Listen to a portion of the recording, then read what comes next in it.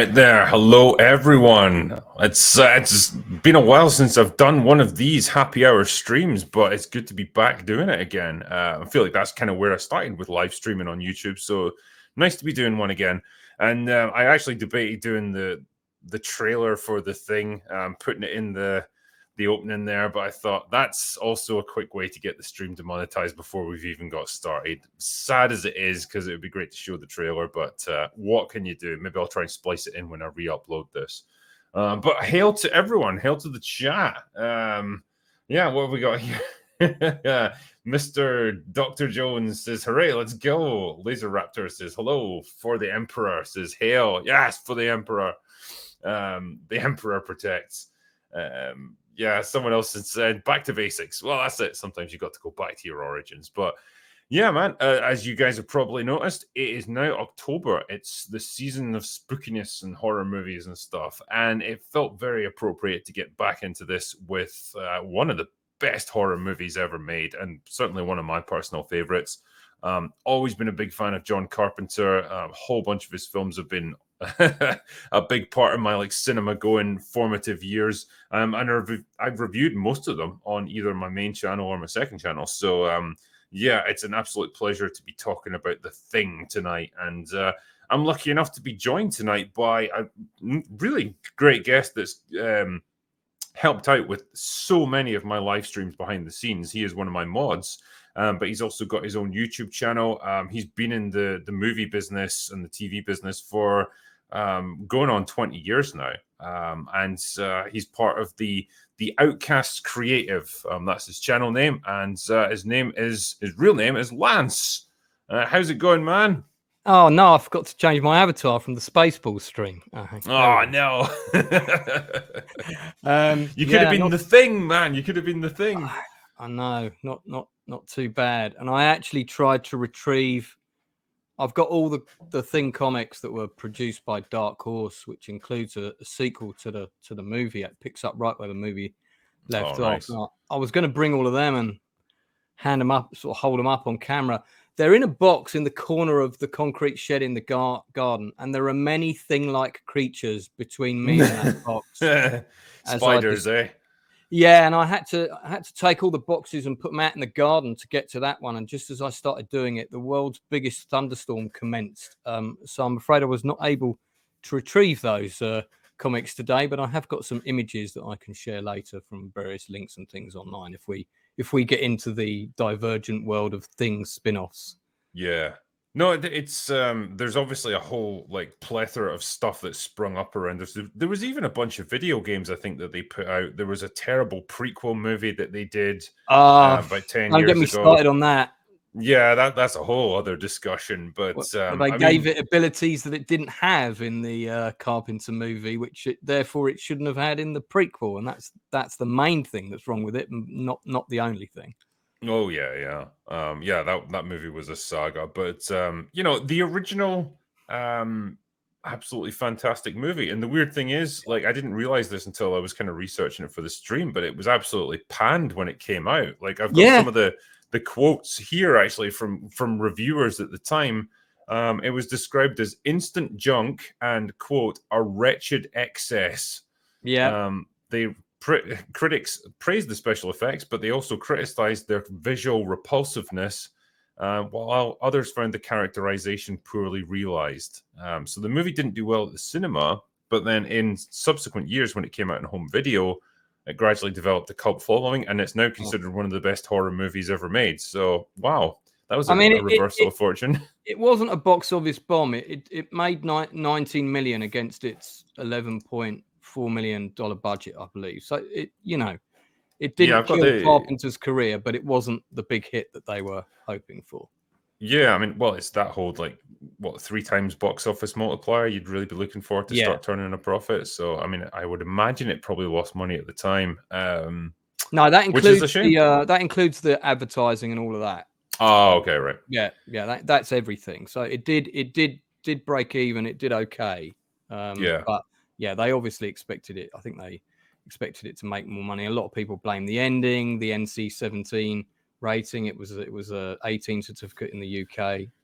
Well, I think because the some of the articles that I've read about this, they reference the fact that it came out the same year as E.T., which E.T. obviously is Yeah, a much more yeah, optimistic view not of that long alien apart. Not that visitation. long. Not that long apart either. And yeah, Obviously, this was a very different film. very different kind of alien. Yeah. But like, I mean, for me, like, I wasn't even alive when this film came out. I imagine you were just a little youngin when it came out too, so you wouldn't have got a chance to see it in cinemas. I've seen it in the cinema at a retrospective. I'm lucky I've got a Yeah. great cinema called the Prince Charles in London that shows a lot of older movies, and I've got membership there and go there every once in a while. And I think I saw it there about 10 or 15 years ago. It was either there or at a horror film festival. I forget which, but the first time I saw it was this guy at school who somehow always got pirate videos. There was always a guy like that, wasn't there? Yeah, and he got Alien and he got The Thing around the same time. And no one had ever heard of this movie because it came and went in cinemas in the UK in a week. It was gone. It came out the same week as Who Dares Wins with Lewis Collins. I remember because we went to see that at the cinema and the poster for The Thing was up at the same time. And I wasn't old enough to get into Who Dares Wins. I just was really tall. I was the tallest in my year. So what you would do is you would memorize your birthday and lie about it. And then you'd have your fake birth date ready in your head because they'd always go, when were you born? Tell me your birthday. And you had to answer immediately. Otherwise they wouldn't let you in. So I lied and always 2 days wins, but not the Thing. I always love the response in Hot Fuzz when Simon Pegg questions like these bunch of clearly like underage kids in the local pub, but it's like, what's your birthday? And it's like May 13th. And he goes, what year? And the kid just goes, every year. That's a great response. But you know, they put that in because that's the sort of thing they would have done back then. Oh, for sure, yeah. But no, I think the first time I saw it, it probably would have been with my dad because we just used to watch a lot of like older like action movies and horror films and stuff, and it was probably just on that night and just happened to see it. But I remember. God, was that on the TV or did you rent a VHS? Nah, I think this would have just been on TV. Oh, that would have been cut for sure. I don't know. Like when I think about it now, yeah, I've seen like the proper version. I can't remember there being huge differences, but there probably were little bits and pieces cut. There usually were for TV releases. But either way, like you still got the pretty, the paranoid atmosphere, and you got a lot of the gore because there's just no way to cut all that out. And yeah, I just remember that first moment. I think when Bennings gets infected by the virus, and he's like goes outside, and he like. They corner him and he's just got like the mutated hand and he does like this horrible like screeching sound as he turns to look at him. Yeah, it's so uncanny. That howl is like horrendous. And those hands, by the way, were taken from another movie set. They borrowed those off another horror film, right? And just kind of like redressed them slightly to save money because Rob Bottin did all the special effects and he'd worked with Carpenter right before this on The Fog, where he literally interrupted a meeting of Carpenter's and begged for a job on the Fog. Having seen Halloween, he was like, I've got to work with this guy. And John Carpenter just let him do what he wanted with the effects, and he actually storyboarded all of the scenes with the effects in ahead of shooting. In fact, I've got some of those on a link somewhere if you want to see any of them. And take a look. And they did. I mean, they like really extensively storyboarded, and then he showed those to Carpenter, and Carpenter was like, "These are great. You know, do you know how you're going to do all this?" And Rob Bottin went, "No, but I'll figure it out." That's the perfect response, really. Yeah, it's kind of a sort of hands-on approach. And I mean, obviously, if you can look these up, they're online, and you can see, like, for example, the death of Niles. And I don't want to jump ahead too much, but which in the film is off camera, we don't see it. You can see how that was originally storyboarded, and you were supposed to see him getting killed and sort of what happened. So a lot of that stuff is online, but yeah, so they went up with all the storyboards, and so they knew exactly what they were going to at least what they were going to shoot, not necessarily how they were gonna shoot it. And there's a lot of funny stories about that. I think because again we're kind of jumping around a little bit, but like once you understand the nature of the thing, like the alien life form and what it is, the all the different transformations and stuff make a lot more sense, and there's a kind of internal consistency to it, but it allows them to play around with a lot of horrific imagery. You know, the bit where they flamethrower the guy who's like on the table, and like his head just detaches and like forms like new arms and legs and like goes off like a spider, and you just get that great reaction from them where they stare at it and just go, "You gotta be fucking kidding me!" That's one of the best. That's one of the best lines in the movie. That's David McLennan that says that. Who, by the way, is a dead ringer from the guy from the A-Team, Murdoch. He is a little bit like him, yeah. His character in this looks exactly like Murdoch, and he's kind of the same character in a way because he's the one that's a bit nuts. Yeah. So when I first was watching it, I was thinking, is that Murdoch from the A-Team? He's sort of playing the same part, but it's David Clennon, who a lot of Americans will know from a show called 30 Something. Fantastic actor. I mean, the cast in this are just unbelievable, and they're all actors that have got stage experience as well. And you can really tell that they've all done theatre, because it is, you know, the scenes where they're all talking together are like ensemble scenes in a David Mamet play or something, you know. Yeah, there's a kind of naturalistic sort of style to it, and you know, I like when there's argument scenes with characters and they kind of talk over each other, because that's not the sort of thing that normally gets presented in movies. But it happened in Alien, and it happens here because that's how arguments play out in real life. Like everyone's got something they're trying to say, and they're all pissed off, and they start shouting over each other. It's great. It makes it feel much more real. I did like this point as well. The scene where Kurt Russell calls the computer a cheating bitch and then destroys it with J and B is my favorite scene. There's a line in that scene that I'm guessing was filmed but was probably cut, where when the guy comes in and comes to talk to him, opens the door, his first line is, "Hey, have we got any more of these chess computers in storage? This one's broken." And he's this one's broken again, and he's obviously gone through a whole load of them trying to. That's in the original script, which I've got here too. So yeah, it's quite interesting to see those little differences, you know. But I guess maybe we should just go back to the beginning just to like set the scene for people. So for like the two people watching this who haven't seen the thing somehow, but they're tuned into a live stream about it. I don't know, man. You know what? I saw in chat earlier there was a few people that were saying, "Oh, I haven't seen this. Is it scary?" And the answer is yes, it is. Watch it with the lights out. Seriously. But it's set in an Antarctic research base, so obviously one of the most isolated locations you can get. It's a bunch of Americans there, just doing their thing, and they are interrupted when a helicopter comes in, and it appears to be like chasing after a sled dog, just a husky that's out on its own. They're trying to like shoot at it and blow it up and stuff. Results in a big shootout that ends up killing the crew of the chopper. And gets the Norwegian guy killed as well. The only thing that survives is the dog, the sled dog, which turns out to be an ominous choice.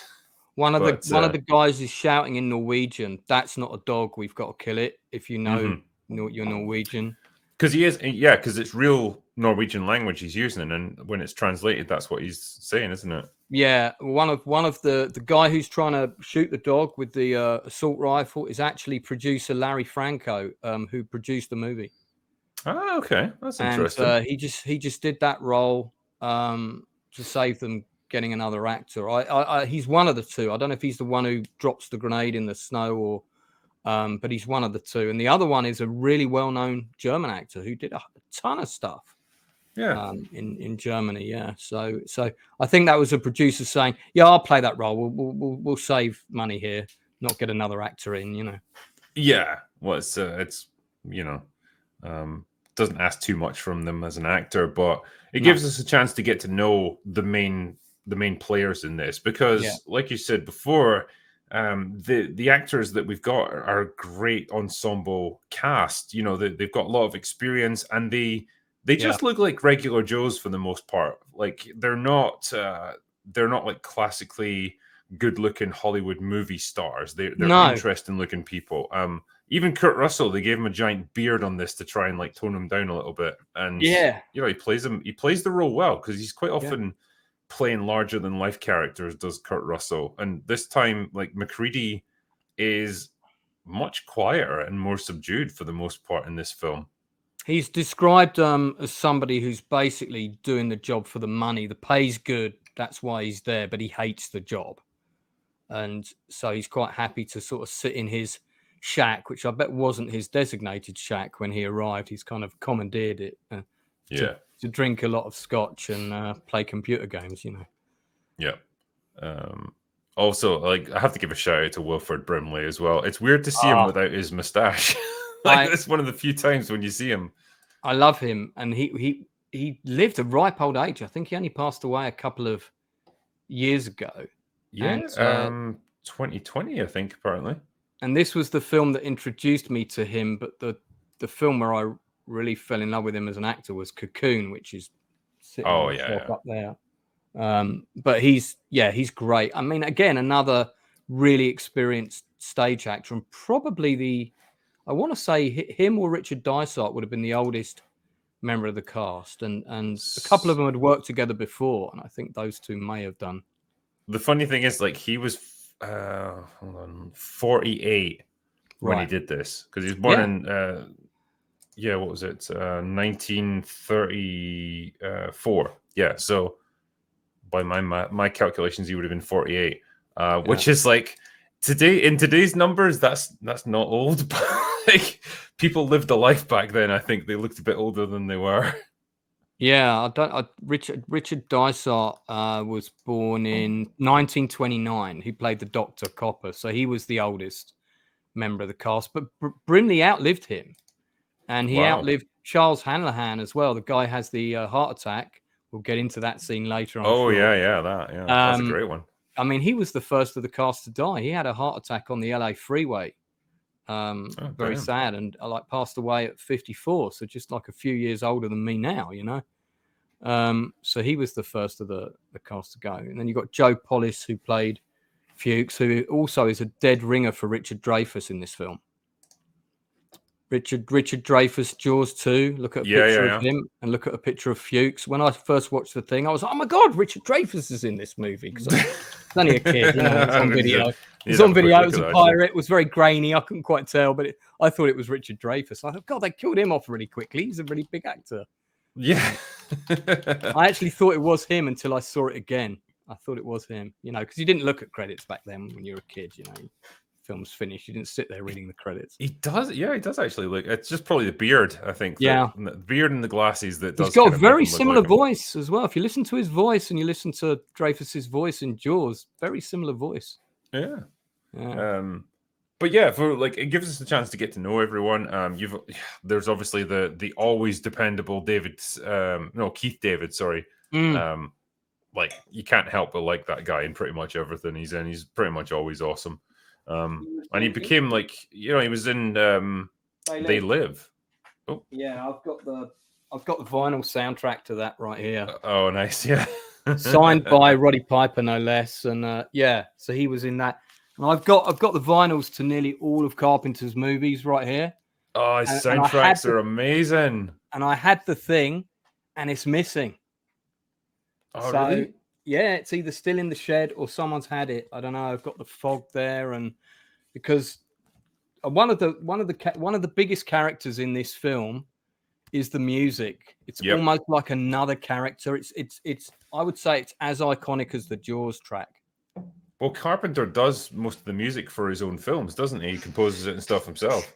Yeah, but this was Ennio Morricone. Ah, okay. Who did the Untouchables, and which is also an amazing score. Yeah, so I've got most of early Carpenter stuff on vinyl, but I don't know what's happened to my thing. Vinyl, it's gone. But that boom, boom, boom, and it's used sparingly, the music in the film, so it's so effective because of that. Yeah. Sorry, jumping ahead a bit. No, it's fine. the guys, I guess, because they want to know where these Norwegians came from, they track them back to their base, and that's when you get the first really the first look at the chaos that they left behind them, because it's like, this place has been burned to the ground, and you just find like this horrifying like conglomeration of humans that have all been merged together, that have been incinerated in the process. And it's a classic thing in horror movies, isn't it? Like, to see almost like the previous group who didn't fare as well as you. You know, it's like a warning of things to come. This is what's waiting for you. And it's like, as it turns out, pretty much exactly what happens to them. Their base has been burned to the ground, and most of them have been killed in horrific fashion. Yeah. That there's that great moment where they find the guy who slit his wrists in front of the computer, and all the blood has frozen, dripping down. Oh, yeah. Hands, and you can, if you look at it, and the production design on that is just fantastic. And then of course they find the big block of ice with the hole in it, so that they know that they dug something out of the ice, and then you find that they find the videotapes. And I don't know if this is true, but I think this is one of the first horror films to ever use found footage as a major plot point. I can't think of many before this, because this is 1982, so this is going pretty far back. Yeah, there might be one where they've used holiday footage in some kind of stalk and slash thing on a video camera. I haven't seen all the Friday 13th, but this is 1982, so it shot in 81. It's a long time ago. Oh, thank you, Mr. B. That's my channel. Do subscribe. Yeah. Trying to hit 5,000 by New Year's Day, and that's a big ask. So we can do it. We can do it. No, you definitely deserve it as well. Bless you. Thank you very much. But they also find the entire like alien spacecraft that's hidden under the ice that has been like excavated. So it's almost like and it's one of those beautiful shots that you got in 80s movies where it's a matte painting that they're stood against, and it just looks so good. Like, I watched it again today, and then watched the making of again, which is on the anniversary edition. Fantastic making of, and it's actually 3 combinations of it's a matte painting for the main ship, and then you know when you get the foreground shot of they've gone down on the ropes and they're walking towards, and you can see the hatches open. You know, but open hatch. That part is a model, and it's a foreground miniature. And they've put that in the foreground, you know, that false perspective thing. Yeah. So they actually made a miniature element for it as well. And then I didn't realize that they shot the shot with the actors walking up to the edge of that mat is actually just done on a massive strip of white cloth in LA that was then inserted into the matte painting. That's in the making of. I forgot all about that. So they didn't even. Those actors didn't go to an icy cold remote location to shoot that shot. I guess one was enough for them, you know. But what inventiveness to come up with something like that, because it looks good. It still holds up well, I think. Yeah. No, I think it's a great concept, and you know, it tells you exactly what you're dealing with here. The Norwegians obviously found something buried beneath the ice. They got the chunk that they took out. That's like, okay, there was something much more human-sized in here, and now it's out, and we're having to deal with it now.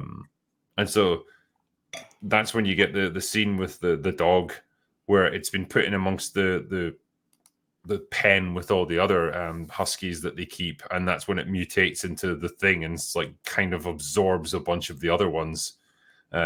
So before that, it's let to wander around the compound on its own. So of course it is. Here's a question for you, right? And this is so debated on. People have made massive YouTube videos and blogs about this and everything. You see a silhouette of a guy on the wall that the dog finds a guy on his own. It's because it's wandering around, and you can narrow down who it is by the virtue of the fact that some people are away on the mission in the helicopter, some people are in the rec room playing a card game.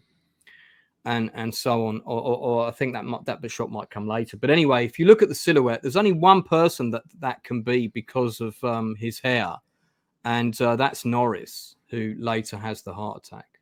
Mm-hmm. So in my opinion. I mean, I'd just like to know what you think. So, yeah, could he have kept it hidden all that time? So if he was one of the first people exposed, it I could think be. he's the first one to get assimilated by the dog. Yeah. And then he then probably assimilated Palmer when the two of them were sent to do something on their own at one point, I think by McCready after he takes charge. They're actually sent to do something on their own. If you, I've been Right. making notes on all of this today when I watched it again. Yeah. But yeah, so I think that was Norris went first, and then Norris got Palmer later, and well, everybody else we kind of know what happens to them except for Knowles, more or less. Yeah, well, there's the chat seems to be quite mixed on this. I've Let's got have a look. here Norris is first and then Palmer's second. Other people are saying Palmer, he was smoking and chilling. The silhouette of the hair doesn't match Palmer's haircut. Look at the shot again. Yeah, well, some people are saying Palmer's hair used... is wild and it's all over the place. Norris has got a very particular style of hair that no one else in the base has got. Yep.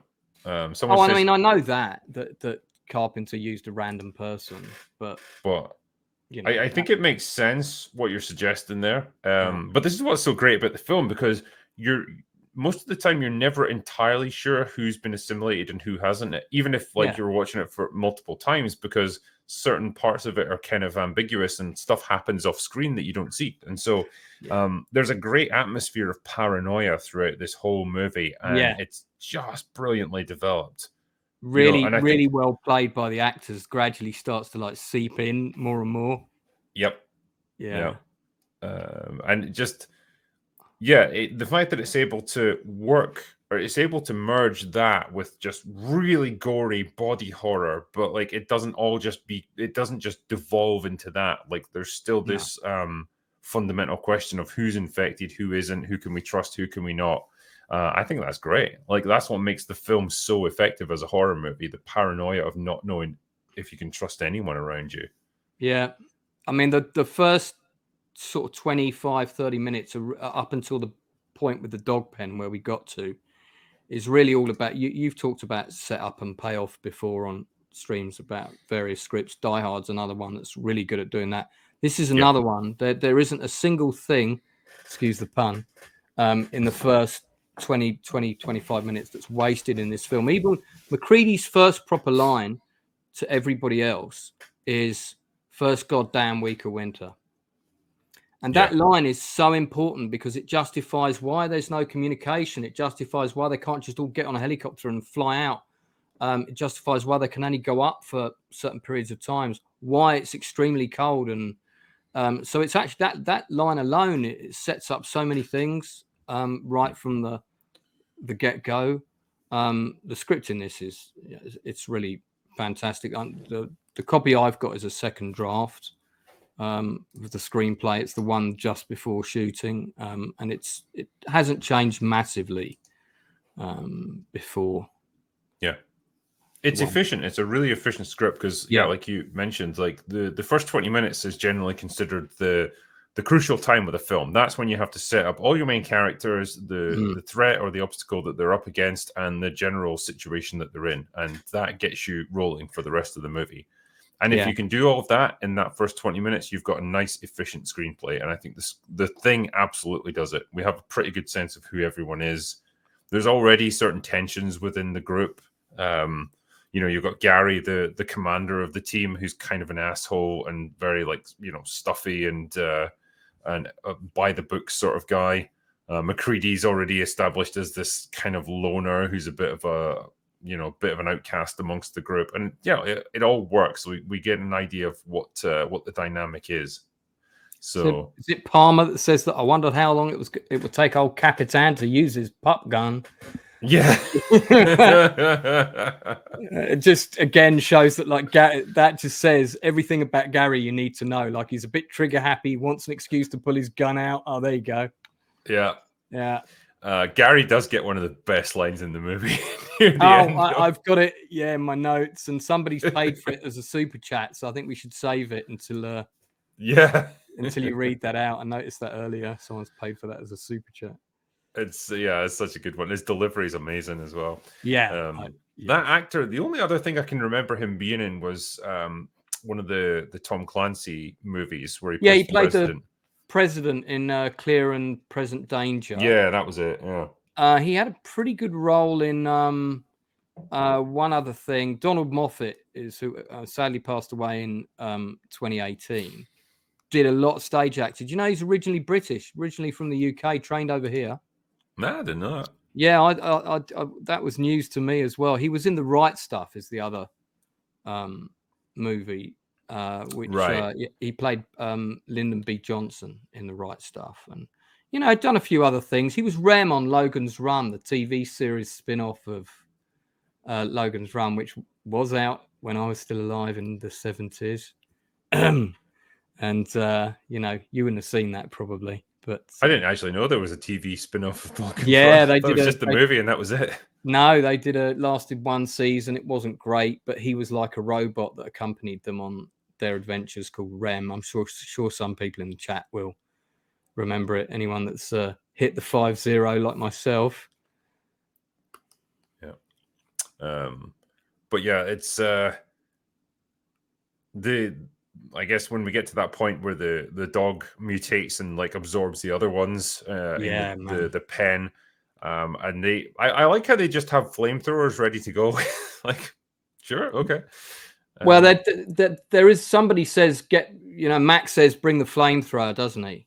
Yeah. But it's just the fact that it exists in an environment like this, I suppose. Yeah, I don't know. What would they have them for? That's a good plot point, actually. Why would they? The only thing I can think of is like burning wastes, like trash or whatever. Like instead of burning ice for the tunnels, because they've got bits of the base that are built underneath, and you can see some of them are kind of like ice tunnels, aren't they? I don't know if that would. Possibly. I'm sure that's probably not the way you build those things. Yeah, let's get the flamethrower. Yeah. Build ourselves a tunnel. Doesn't seem like the most efficient way, no. But either way, they incinerate this thing, and that's like gives them their first experience of what they're dealing with, and they also bring back like what would you even call it? The remains of the Norwegian expedition, where it's just like a bunch of humans merged together into this. Yeah, it's like blob. A carcass remains of, and they're not even sure what it is, and everybody sort of gathers round to look at that. And then you have a second autopsy scene where they all gather round to look at the inside of this creature, where there's almost a whole dog reforming in the middle. And one of the things that occurred to me is, even though they've got rubber gloves on, there's a lot of people putting their hands in, or at least two. I think the doctor and the scientist, Blair and Copper, are putting their hands right inside this. Yeah, I would not be doing that. I mean, it would only take, because it's stated clearly in the film somewhere, you only need to get the tiniest thing of the thing in your bloodstream somewhere, and that's it. You're done for. So, yeah, I wouldn't want to be doing that. And that could also well be when Blair may have got infected even then, but it would have taken time for it to have taken over his whole body. He would still be acting. That's one of the things I really like about the movie is people still behave as they would because they still think they are the person they are. And just more and more of the thing is taking you over on the inside and you don't even know it. That I really like about the film. Yeah. That role. Well, because there's a scene with Blair where he's somehow got the computer to like predict how long this thing would take to infect the whole human race. I don't know how a fucking BBC Micro or whatever this thing is would be able to do that for you, but like it's more like a ZX Spectrum to me. Yeah, it's it's. I think he 1980s tech. He estimates 27,000 hours from first contact. So was that a couple of years or something? I guess in the main human race. Funnily enough, I didn't sit down and work that out. Yeah, that's I something like that. Yeah, quite. Yeah, it's a while, but he does one or more, and then he says one or more of the personnel infected chances 75%, and he's right, because by then there's at least one, if not two people infected. Certainly one from the dog that we know of.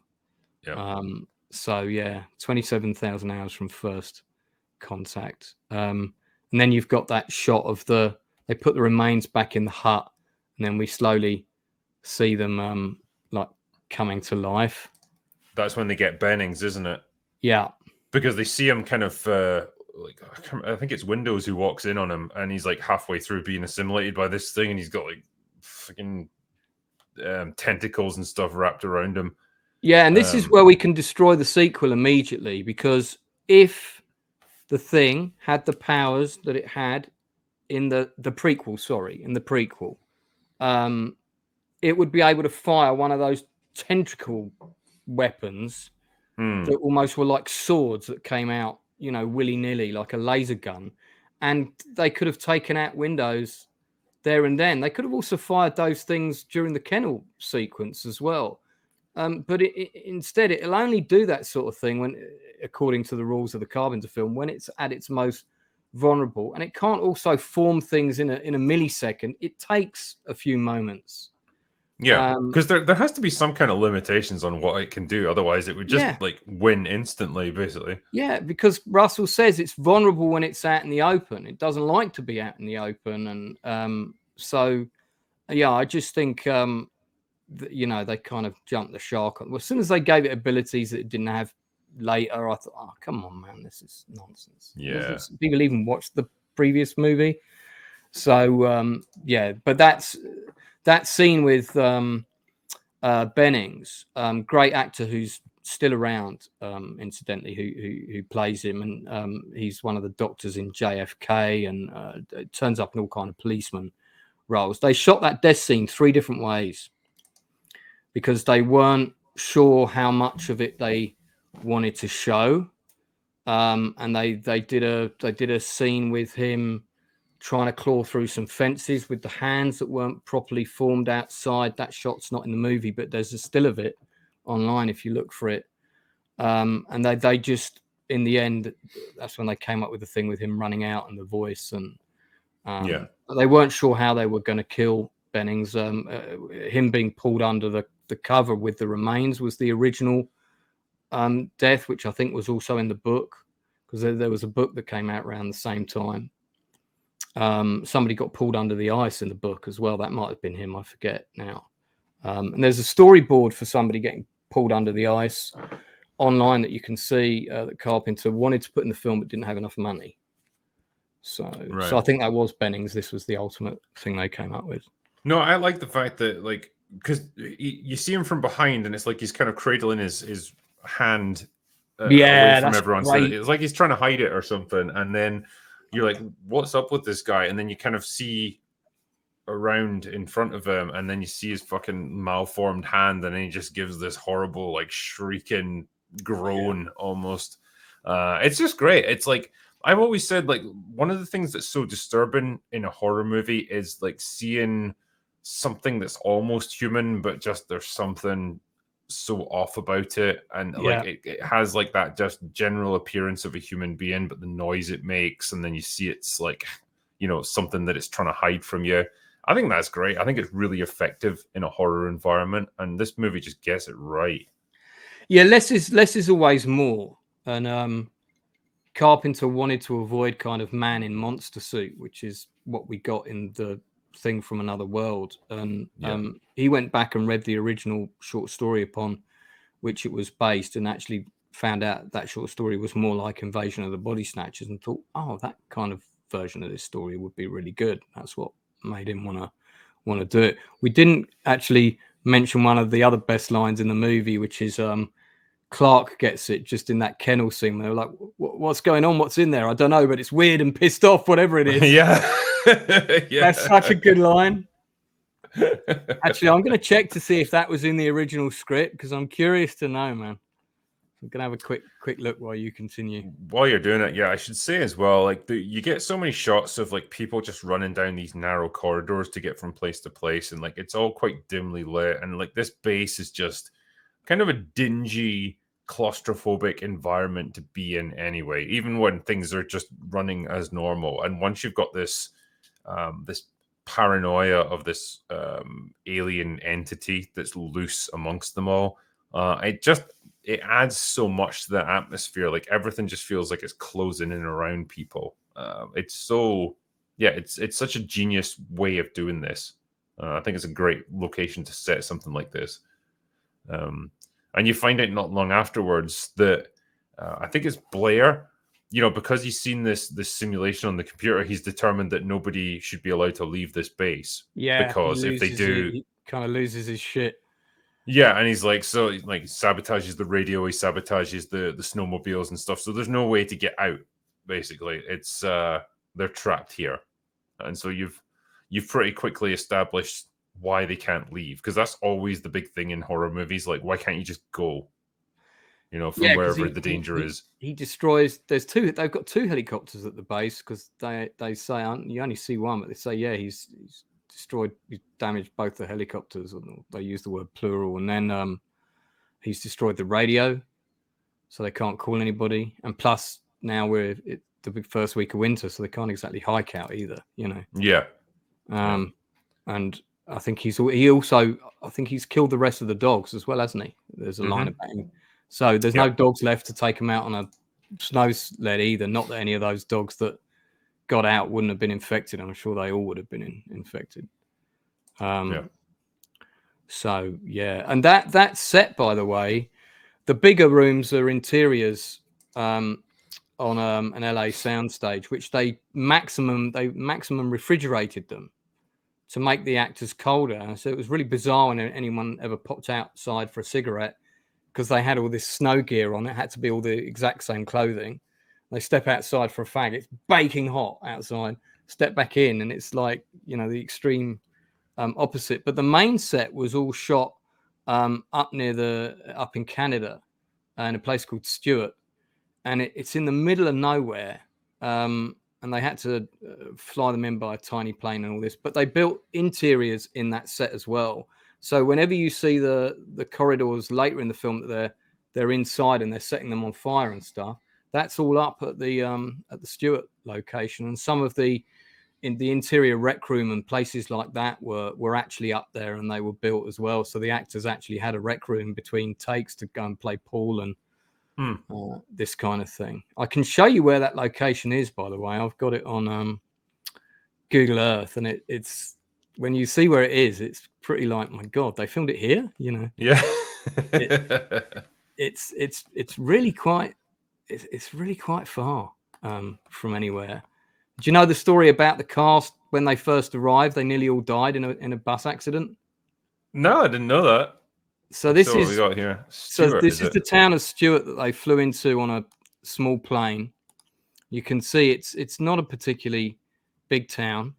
And then they had to go 45 minutes north into the mountains along this road. And I think the set was built somewhere in this valley.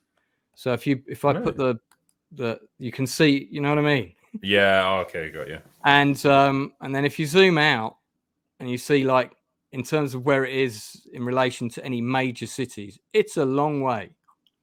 Yeah. So that's where they built the camp. So it was somewhere just in the shadow of Otter Mountain around here, basically. Yeah, man, I mean, you know, that's a nuts place to shoot. But the actors said it was brilliant because it made them all bond, and they did 2 weeks of rehearsals as well, which most directors don't get that. Yeah. But Carpenter insisted on it and made sure it was in the budget. So, you know, I think they went up there, and I think it makes sense because, like, these are guys, obviously, as characters, they all spent a lot of time together. They're trapped in this pretty isolated place. And so they would know each other really well. They would have that kind of, I don't know if camaraderie is the right word because there's tensions in the group, but they would certainly be comfortable around each other, I guess. I did like this one as well. The chess game's a foreshadowing of how McCready handles the rest of the movie. When he realizes the thing is winning, he just blows it all up. That's new dub. That's spot on, mate. Well done. Cheating bitch. Yeah. And the voice of that computer is Adriana Barbeau, who of course was in Escape from New York and was Carpenter's girlfriend at the time. Ah, okay. Little sneaky role for her there. She was the radio operator, the radio station owner in The Fog. I love The Fog. It's one of my favorite horror films. That's another one we should do some other time. But yeah, so she's sadly no longer with us. But yeah. And I was just thinking back to the plot. So I think MacReady ends up getting trapped outside during like a snowstorm because one of the guys abandons him out there. that's no, that's quite a bit second. later. You've skipped quite a bit there because we get to the bit. So Blair destroys all their means of communication and escape. Yeah, so they then lock him up because they're like, yeah, this guy's lost his mind, so we can't trust him. And then you've got the thing about the way we're going to work out who is the blood test, and that scene is like super important. Well, yeah, but they don't do it initially because they have all their blood samples in storage, but then those have been destroyed by I guess Blair. Like yeah, but then you have the scene where they're trying to work out who had access to them, and you have that you have that wonderful dialogue between Gary and the doctor. And well, who had access to the blood? Well, apart from you, Doc. Oh, Gary's got the only other key. Well, no. As soon as I'm done with it, I give it back to Copper straight away. Well, no, I gave it back to Gary, and there's all that kind of, and it's really well handled. And that's when then Windows like loses it and runs away, and then in the end, and then so you have that whole sequence, and then that's when Gary agrees to give over his gun. And Childs tries to step in and take command. And then there's also he offers command of it to Norris, who we already know is a thing by then. And there's a great interview with the actor Charles Hallahan where he says his thinking behind it as the actor as to why he didn't take command was not just because his character had a heart condition, but also because something inside of him is telling him not to do it. So he backs out of the responsibility deliberately. So then MacReady steps in and then you've got him in command. So that all happens before the scene where MacReady's outside and he gets cut loose. Yeah. That's all quite important stuff because it sets up quite a lot of things. Yeah, I mean, it sets up the blood test and it sets up him coming back in because they think that he's infected, don't they? That's why they leave him outside. And Fuchs is killed before that happens as well. You remember they go out and they find his burnt body. Yeah, and they think he's killed himself because he's like, yeah, I'm just noping out of this situation. I don't want to get assimilated. Do you know how his death scene was originally filmed? No. Here's a still, mate, if you want to have a quick look. All right, what we got? So they originally found him impaled to the door by a shovel, which is how he also gets killed in the book. And in the end, they decided they wanted it to be more ambiguous as to kind of how he died to kind of continue ratcheting up the tension. I wasn't even sure when I saw the body, because when you're watching it the first time as a kid, you can't remember everybody's names. I wasn't even sure who that was who died. And then I was like, oh my God, they've killed Richard Dreyfuss. No. But no, not Richard Dreyfuss. Yeah, well, like you say, when he's been burned, it's a bit more ambiguous as to what happened. I mean, if I was going to check out, it wouldn't be setting myself on fire. I don't think that's not a nice way to go. But... I think Knowles, doesn't he say maybe he burned himself before it could get to him. So maybe it attacked him and he set himself on fire. And that to me seems the most plausible. That could well be, yeah. I think it would be less ambiguous if he's got a shovel put through his abdomen. Well, yeah. That's probably not something you did to himself. And they've locked Blair outside at this point. Yeah. So he's and there's that shot where they look through on the door and there's a rope hanging in there that he's set up to hang himself. Do you remember that? Yeah. But then you've got the next bit, I think, with he says, "Yeah, my light wasn't on the shack. Let's go and have a look and see what's happened there." Yeah, and because there's kind of a snowstorm going on, and that's when Nils abandons MacReady. He kind of bails on him, and he's trapped outside. Because he found his drawers with his name tag on, which somebody had set up. Somebody had set him up to do that. And so that makes him think like, oh, he's been assimilated because that's like his stuff. Yeah. And that's already discarded. been established earlier in the film that Knowles finds a pair of trousers that have been ripped through, and then we realize that happens when we see Bennings get killed because his body warmer's been ripped through. And the thing even recreates the clothes as well. It's not just the body, recreates the clothes of the person too. Ah, okay. Yeah. So I don't know if a lot of people realize that. But well, it's a great scene when McCready gets back in because he basically holds everyone hostage with dynamite. Yeah. He's like, I'm going to blow everyone up unless you listen to me. But that's when he comes up with the idea about like, well, okay, we've lost everyone's blood samples from the fridge, but like we can just test it now if we get one from everyone, because he's going on the theory that this thing, like even if you take just a drop of blood from it, it's all just an organism, and so it'll try and protect itself if you harm it. And so that's where you get the blood test scene where he's like, you just get a hot piece of wire that you've heated over a flame, put it into the blood, and it'll react somehow if you're being infected. And it's great because it's really tense as you go through each person. Like, is this person going to be the one? Is the next person going to be the one? And it's it just builds it up so well. I really love that, the way it's done, until you get someone who is infected. Somebody just said that it can't assimilate clothes, but there's a shot in the film that and I only noticed this today, that contradicts that. Look at the scene where Bennings is killed, and you'll see that the camera pans past his red body warmer. It's on the floor, ripped through, covered in blood. And then when you cut to the shot of him with the tentacles around him, he's still got it on his body, completely untouched.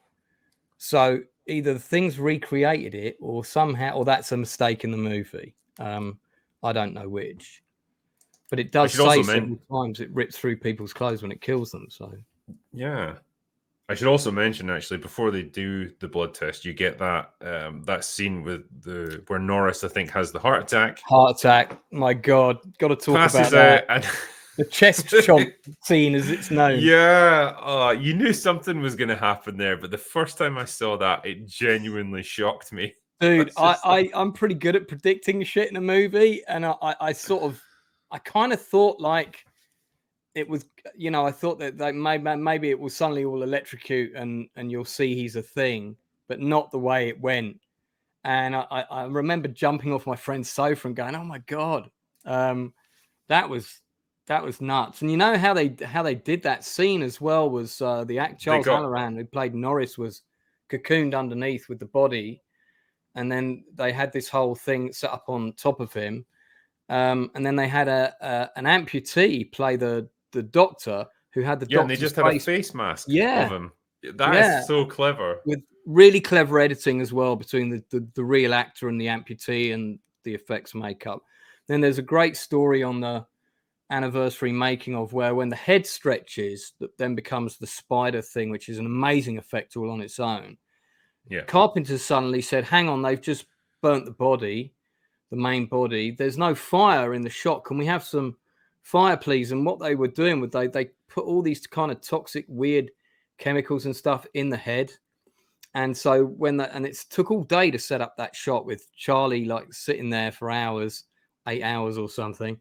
And so when they went to do the shot and Carpenter called action fire, because all the toxic chemicals are built up in the room, Rob Bottin described it as a shot from one of those cartoons with, Bugs Bunny, where the guy lights the stick of dynamite. Suddenly there's a big bang and everybody's hair's frazzled. He said that's exactly what happened, and it completely destroyed the set, all their prosthetics, everything. And they had to spend a whole day setting up that shot again, but they got it on the second take. So, oh Jesus! I mean, I will say, like, it looks like, as you said, it looks fantastic, amazing. The stuff you just couldn't do with CGI, or I suppose you could, but it just wouldn't look nearly as good. It just looks so wonderfully disgusting, the way the flesh just kind of rips and parts and tears away, and the head just falls off the table, and then just, and then you got that tongue that comes out, and which again is the thing that they use in the prequels. But you see, it's got a very limited range.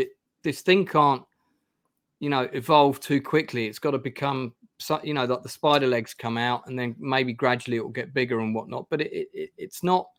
It is vulnerable in the open. It can be killed. They inflated compressed air to get those spider legs to pop out the head. That's how they did those. Again, that's one great, of the best great ideas.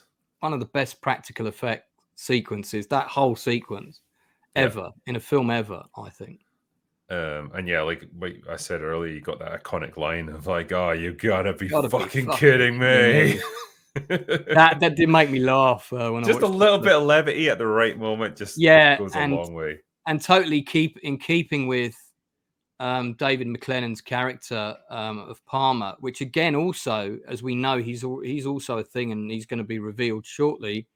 It again suggests right up until the last moment, a person will still think they're the real person. Maybe their brain is the last thing to be assimilated so that they can act as normal as they can. But I think it simulates memory, everything from, you know, what I can tell.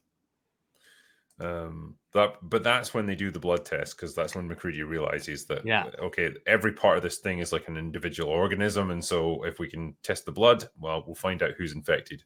And everyone apart from who's the one who's infected this time? It's Palmer who's infected. Palmer, the one who had that line. You got to be fucking kidding me. And incidentally, this is a good time to mention. You know, when they have the meeting earlier, and MacReady says, "Right, you and you step over there away from the others." The people that he sections off, who he thinks are safe, are both infected. And the people that he sections off, who he thinks are risks, which is Clark, Gary, and the Doctor, are all uninfected. And that's really clever setup and payoff later when you think about it, and beautifully done with the whole paranoia. So by the time you come to test Palmer as an audience member, everything has been reinforced before then, including that comedy line, to totally... You're not expecting it because you think, oh, well, he's just made that joke as well. So he's definitely human, you know, because you don't understand how the thing works, really. Oh, man, when that blood jumps off that tray, shit. And then the guy just starts shaking. And of course, you know, it's your worst nightmare because these other two guys are like tied to the couch with him so they can't escape. And they're like, "Cuz loose." Like Gary's like right next to him. Yeah. And you know, it's like, you know, he's... how he doesn't get infected at that point is, again, if it was the thing as presented in the prequel, it would have just done its jewel, and they would have been infected. Just like that, it would have been too powerful. So, again, that scene completely undermines that, because it takes a while for it to kind of even sort of fully burst out of it. My thinking on that is because the human that is left in Palmer doesn't understand what's happening to him, because he still thinks he's human. So it takes a while for the thing, who's probably about 75% of his body now, to fully come out, and then it starts forming things and the jaws. But that all takes time. Yeah. So in that moment, it is vulnerable, as MacReady says earlier. And if Windows had been a bit more Johnny on the spot with his flamethrower, he was a bit slow to react on that one, and it cost him, I guess. And then he ends up getting incinerated by MacReady. I think he just flames them both. That's one of the few sequences in the film where the effects work is, in a couple of shots, is a little bit like dummy spinning around it's a little bit like those dummies that we used to throw off cliffs and things in movies in the 50s, and the arms would like... If there's a great like redub of the thing where that's been played to the Benny Hill soundtrack, and it's a very different experience. I can see that. I can see that working. I mean, if you get the chance, look up the Thing redub. You'll have a blast with it. Is it the whole movie? No, it's just key scenes from it. Maybe like 5 or 6 minutes, and there's just like one of the running gags is that MacReady just fucking hates Gary, and he's always making fun of him because his nose looks like an ass. Yeah, I can see that. But yeah, I mean, that's where you get that great line from Gary as well, where he's like, I know you gentlemen have had a difficult time recently, but I'd like to not spend the whole winter tied to this fucking couch. It's a brilliant line, and again, it's a great moment of levity, and it's almost like him trying to reassert himself as the commander a bit, which he knows he's kind of failed on.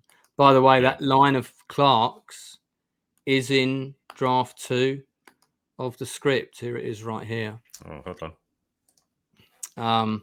So for those people watching, this is the second draft of the original shooting script. Now, Windows was originally called Sanchez, and at the time they hadn't fully cast the film. They cast some parts, but they hadn't cast Windows. And Sanchez was envisioned as a Mexican actor to play that role, but ultimately they didn't end up with that. But this is during the whole scene where, you know, go and get the flamethrower. I don't know what the hell's in there, but it's weird and pissed off, whatever it is, you know. So, and again, it's very interesting when you look at the script, because half the time scenes or shots are in a completely different order to how they end up in the final edit, and which for me as a filmmaker is always fascinating. And you can tell this script is old because even when characters are first introduced, their names are not in block capitals at all. So there's the character names are not in block capitals in the script anywhere, in fact. And they don't use night or day either. It's just interior or exterior. They probably wanted to keep that pretty loose for shooting, I would imagine. So that might be deliberate that they left that off. I'll see if I can find Gary's line as well. See if that was the same. Yeah, I suppose when it's interior in an Antarctic base in the winter, it's just generally night. You know, yeah, pretty much all the yeah. time. It's probably there's not going to be lots of dramatic sunsets and sunrises and stuff. Yeah, totally. And that's a DOP's dream. By the way, actually, we should give the director of photography of this movie a shout out, because it's Dean Cundy who shot the thing, and he also shot Halloween, and he did Big Trouble in Little China for Carpenter. That makes him an instant legend in my eyes, then. Well, indeed, but he also went on to do all 3 Back to the Future movies, Jurassic Park, and Who Framed Roger Rabbit. Did Escape from New York and The Fog as well. But wait for it. Recently, he's done some episodes of Mandalorian and the Book of Boba Fett. Oh, well, you know, the can't be shots all look gold, good. can it? I mean, in those shows, there's some nice shots. I mean, so he was DP on Jurassic Park. He was, yeah. Damn, he was. I mean, that's impressive. Yeah, he's still around. I'm going to try and see if I can get him on for an industry interview on the channel if he's amenable. We'll see. We'll see. Fingers crossed. But yeah, what a DOP though. What a DOP. Yeah. No, and like I said earlier, like I think the setting, the sets that they've got, and probably the cinematography all combines to give you this wonderful claustrophobic, paranoid just atmosphere that permeates every part of this movie. Everything is just kind of shadowy. It's dingy. It's it's just the kind of environment you just wouldn't want to be in when you're dealing with stuff like this, or ever. But this final encounter is really where everything kind of falls apart for the team, because this really sets up the final act where they resolve to pretty much blow up the base and stop this thing from escaping.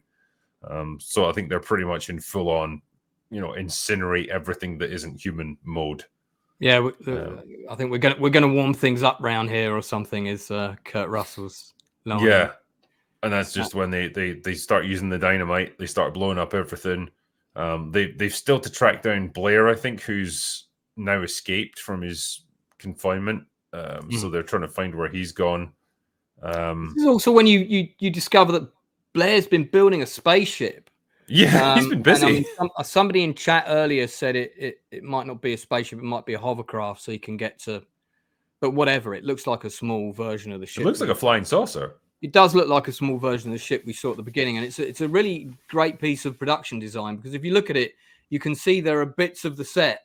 So there's things like lockers that have been shapened into panels to fit into the ship, and then of course later they say the generator's not there, it's gone.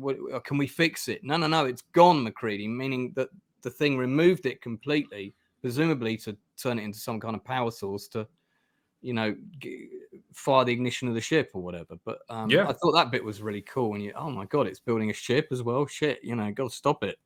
Yeah. And it's not, that whole thing's not on screen for more than a few seconds, and then they blow that up as well. And I think Gary ends up getting killed while they're away. Like, I don't know if he dies off screen or what. I'm trying to remember. They set to blow up the rest of the station down below, and the three of them go down together. But it's like, you go and lay your charges over there, you go and lay your and I'll go here. Don't know why they didn't do it all together anyway. You know, rules of so yeah. And then there's that brilliant scene where Blair suddenly appears, and he puts his hand over Gary's face and digs his fingers into his skin. It's a really good Rob Bottin makeup effect. And then that they've got that great sound design where you can hear that his mouth is being filled up with whatever he's putting into him from his hand. We don't need to see any more than that. It doesn't need to be any more gory than that. It's so effective. And then Noel's he has a death off camera, as far as we know. Yeah. Yeah, because it's him that just kind of vanishes, isn't it? Yeah. But I've got a storyboard of what they were. You carry on, and I'll see if I can get that for you. What they were going to. Yeah, well, that's as I recall, that's when it basically just morphs into this giant monster thing that comes after MacReady. It destroys the detonator that he was going to use for the dynamite. Yeah. And so that's like the final confrontation of the movie. He's got to try and like avoid this thing, and then just uses a stick of this dynamite to blow up the rest of the explosives they've set around to take this thing out and destroy the last chance it's got of escaping, or at least, you know, superficially at least. Excuse me, because we don't quite know what's happened to Childs throughout all this. He's just kind of vanished. There's a moment where they go to check on Blair, and then Knowles says, "Hey," and he sees Childs come out, and Childs does look like he's looking for where they've got to, and then he goes out into the storm, and all we know is that he ventured out, and Childs says later, "Oh, you know, he wandered out into the storm." These are the storyboards, and this is, by the way, guys, this is a great little website called outpost31.com. Got loads of really good information about the thing. So I don't know who created it, but I'll give them a shout out. And these are the original storyboards. So this is Knowles. He comes around the corner. He sees like Gary's feet moving, and then they called this the Thing box monster, and it kind of forms on top of the box and then grabs him. But maybe, I mean, I think that was cut for monetary reasons, and I don't think it matters that we don't see Noel. That's an alternative version, by the way, of the burnt body of Fuchs, right there. And then you've got various other shots here of different bits that were deleted. So, for example, here's Bennings trying to claw his way through a fence that I mentioned earlier, and then there's a scene with Fuchs with the dog, examining the dog in more detail. That's a bit longer, and again, that could suggest to you that maybe he gets infected and stuff. And there's another scene with Blair actually making the rope to hang himself. So there's a few extra bits there. There was quite a bit of extra dialogue that didn't make it after the first cut. That Carpenter went and there were too many scenes with guys in rooms, was what he said. So he went and reshot a load of scenes outside. After he'd seen all the interior footage that they got, he added some extra reshoots to the Stewart location and shot the same scenes again outside, just to get the characters outside a bit more. Bit of variety, yeah. I like this comment as well. Childs took the Thing into a back alley and totally kicked its ass in a fist fight. Nice reference to They Live. I hope the fist fight went on for about 15 minutes as well. The Thing can't mutate into Chuck Norris, but Chuck Norris can mutate into the Thing. Let me tell you. That is true. Yeah. That's a scientific fact. But it brings us to like the climax of the movie, where MacReady triggers the explosives that blows up the base, and he's just kind of chilling then, because they've essentially destroyed their shelter. They've got no more heat or anything, and their chances of survival are pretty slim. And that's when Childs walks up, decides to rejoin him, and it's like, yeah, what the fuck were you up to, man? I got lost. But yeah, there's not really anything left for them to do. They just have a bottle of whiskey, and it's like, well, let's just sit around and see what happens. And So then you could debate. They shot 2 other endings for that, and they actually filmed them. One was that then cut to a fade out, and then we cut to McCready getting his blood tested again in a petri dish. And he's in a hut somewhere, and you see through the window, and there's an escape helicopter with a medical logo on the outside. And somebody says, "Well, your blood's normal." And then so why don't you tell us what happened? And then it cuts to credits. I think that ending wouldn't have worked. Yeah. The third one is, and I guess this wouldn't have worked either because it wasn't established earlier in the movie that there was any wildlife around the area of the base, but they see some kind of Arctic, I don't know if it's penguins or birds or something, tearing at something and then flying off with it to suggest that they've tried to digest the remains and are carrying it somewhere else. Again, not really sure that would have.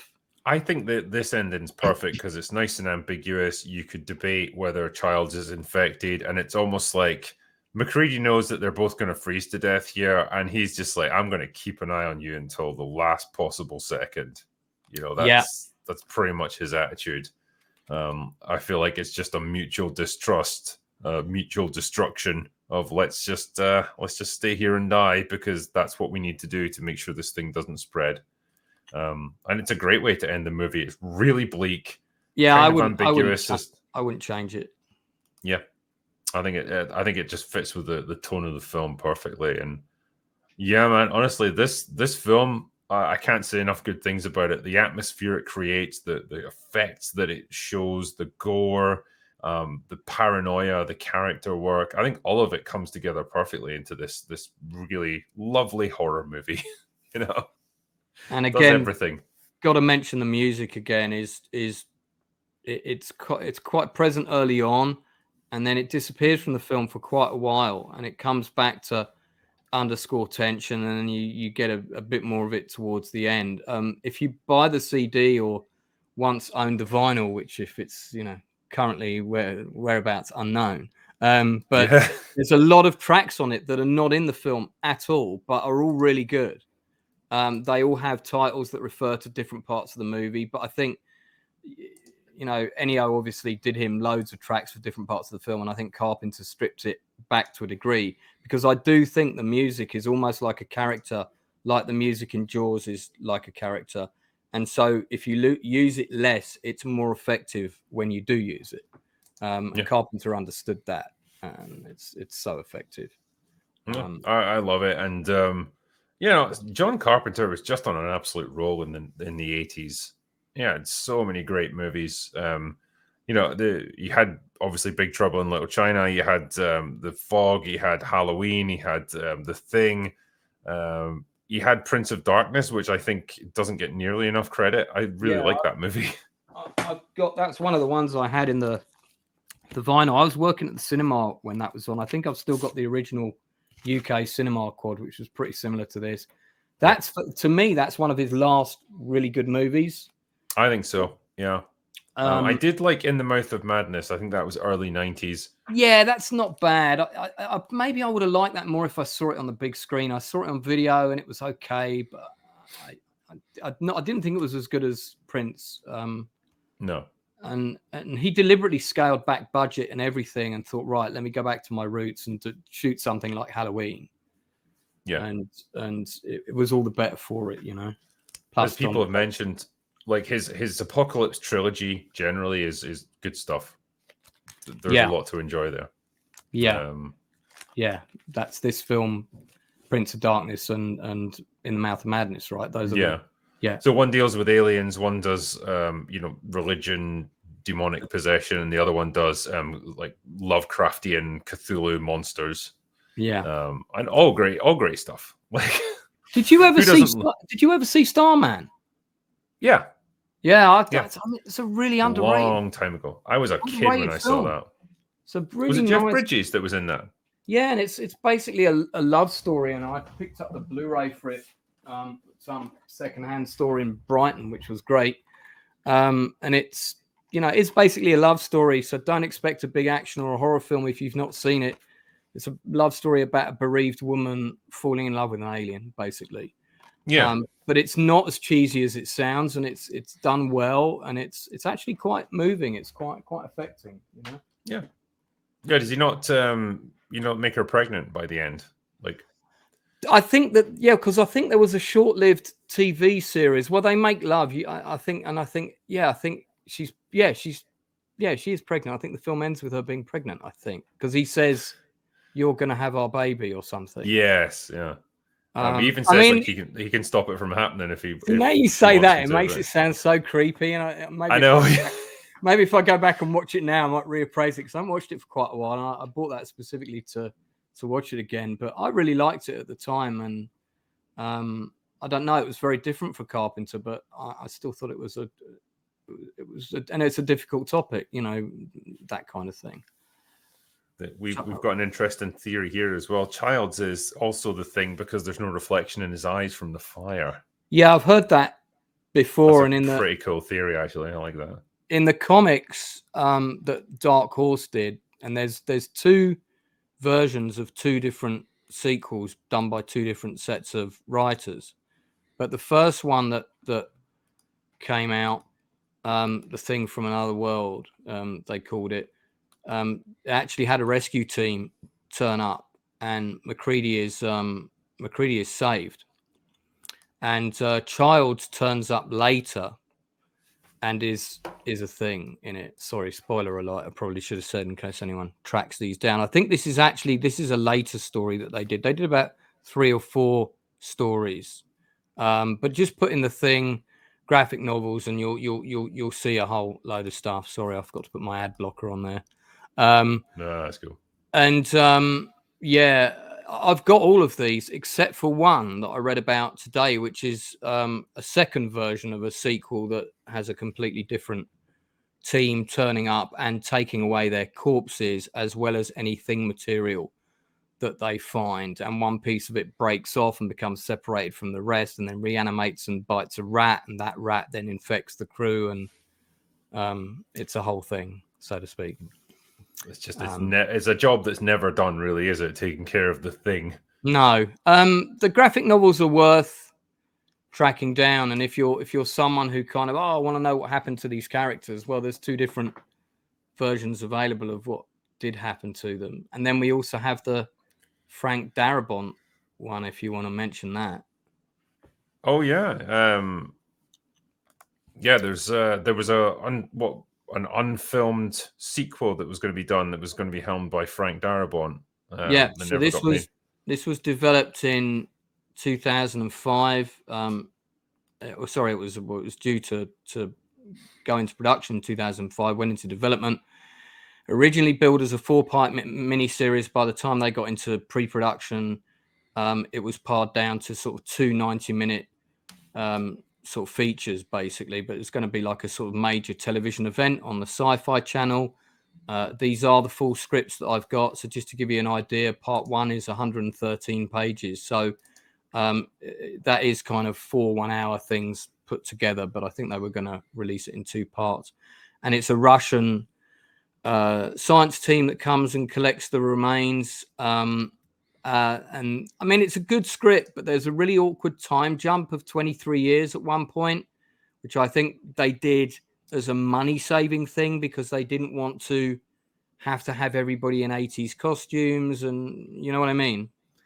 So they have people collect stuff pretty soon after the events of the movie, and then we get this 23-year time jump just so we can get things into the modern era.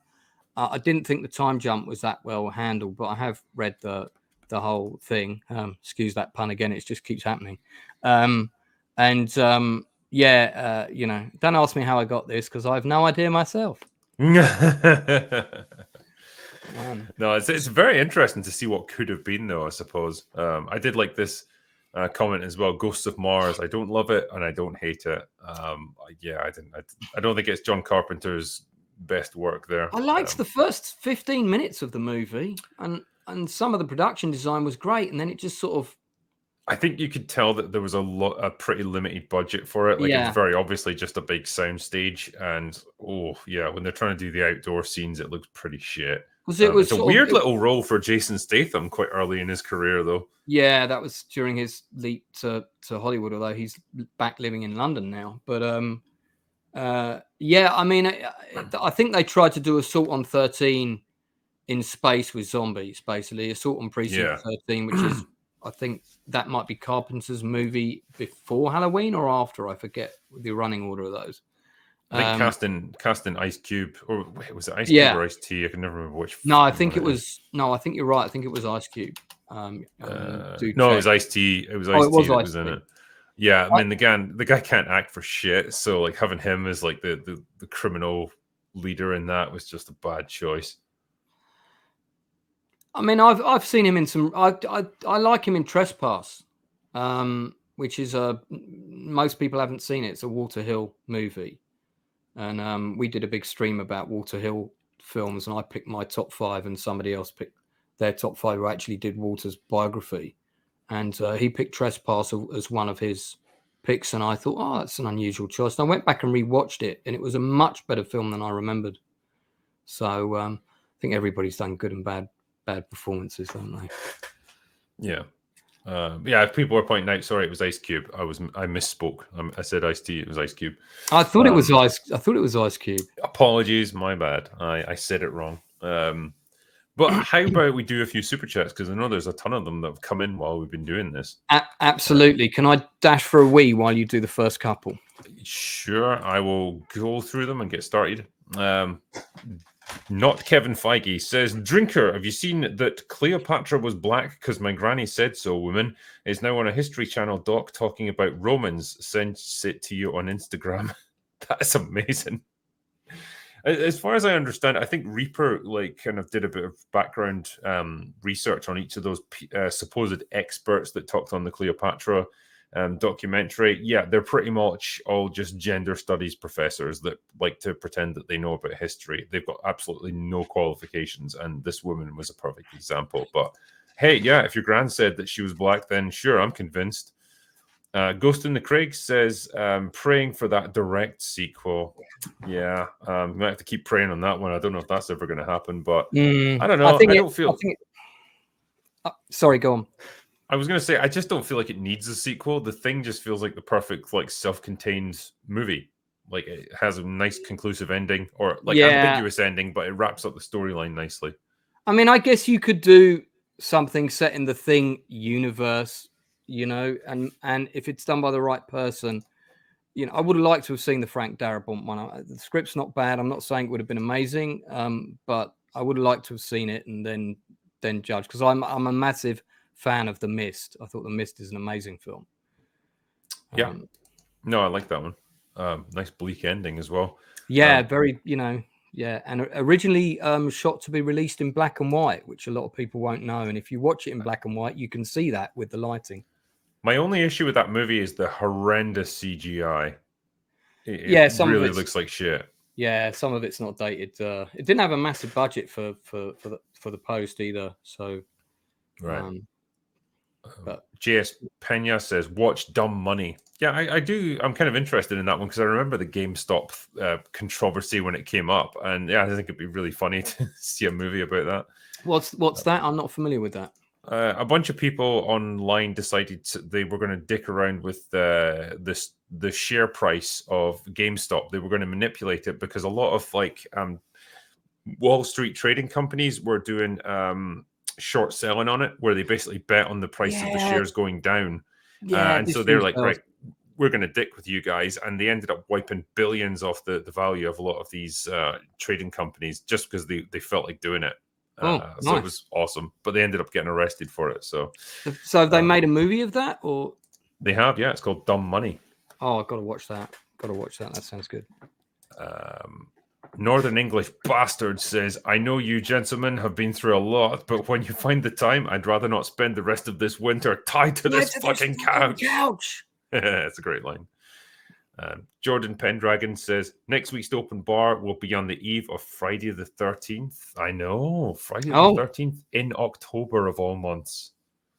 Yeah. Okay, I'm back from Holland then. I was just thinking, am I flying back that day? I hope I'm not. No. Well, all I can say is Friday Night Tights better watch themselves because they are doing it on a cursed day. So I hope everything's okay for them. Jesse George says, the thing is awesome. The music in particular really gives the film a creepy vibe. It still holds up today. It's my second favorite horror movie of all time next to The Shining. Yep, a man of culture, I see. Big Dave K says, Drinker, I'd like to hear more reviews on A24 films. They make bizarre movies. Also been adding in-betweens to the animation. More updates to come. Excellent stuff, man. Yeah, good solid block of work, A24 for sure. Yeah. Carrier, a Raccoon City story, says, cheers, Drinker. Thanks for checking out episode 2 earlier, dude. Much appreciated. Thank you, man. And this guy's, producing a graphic detective noir story set in Raccoon City just before the Resident Evil outbreak. So it's good stuff. Nice and atmospheric. I will check that out.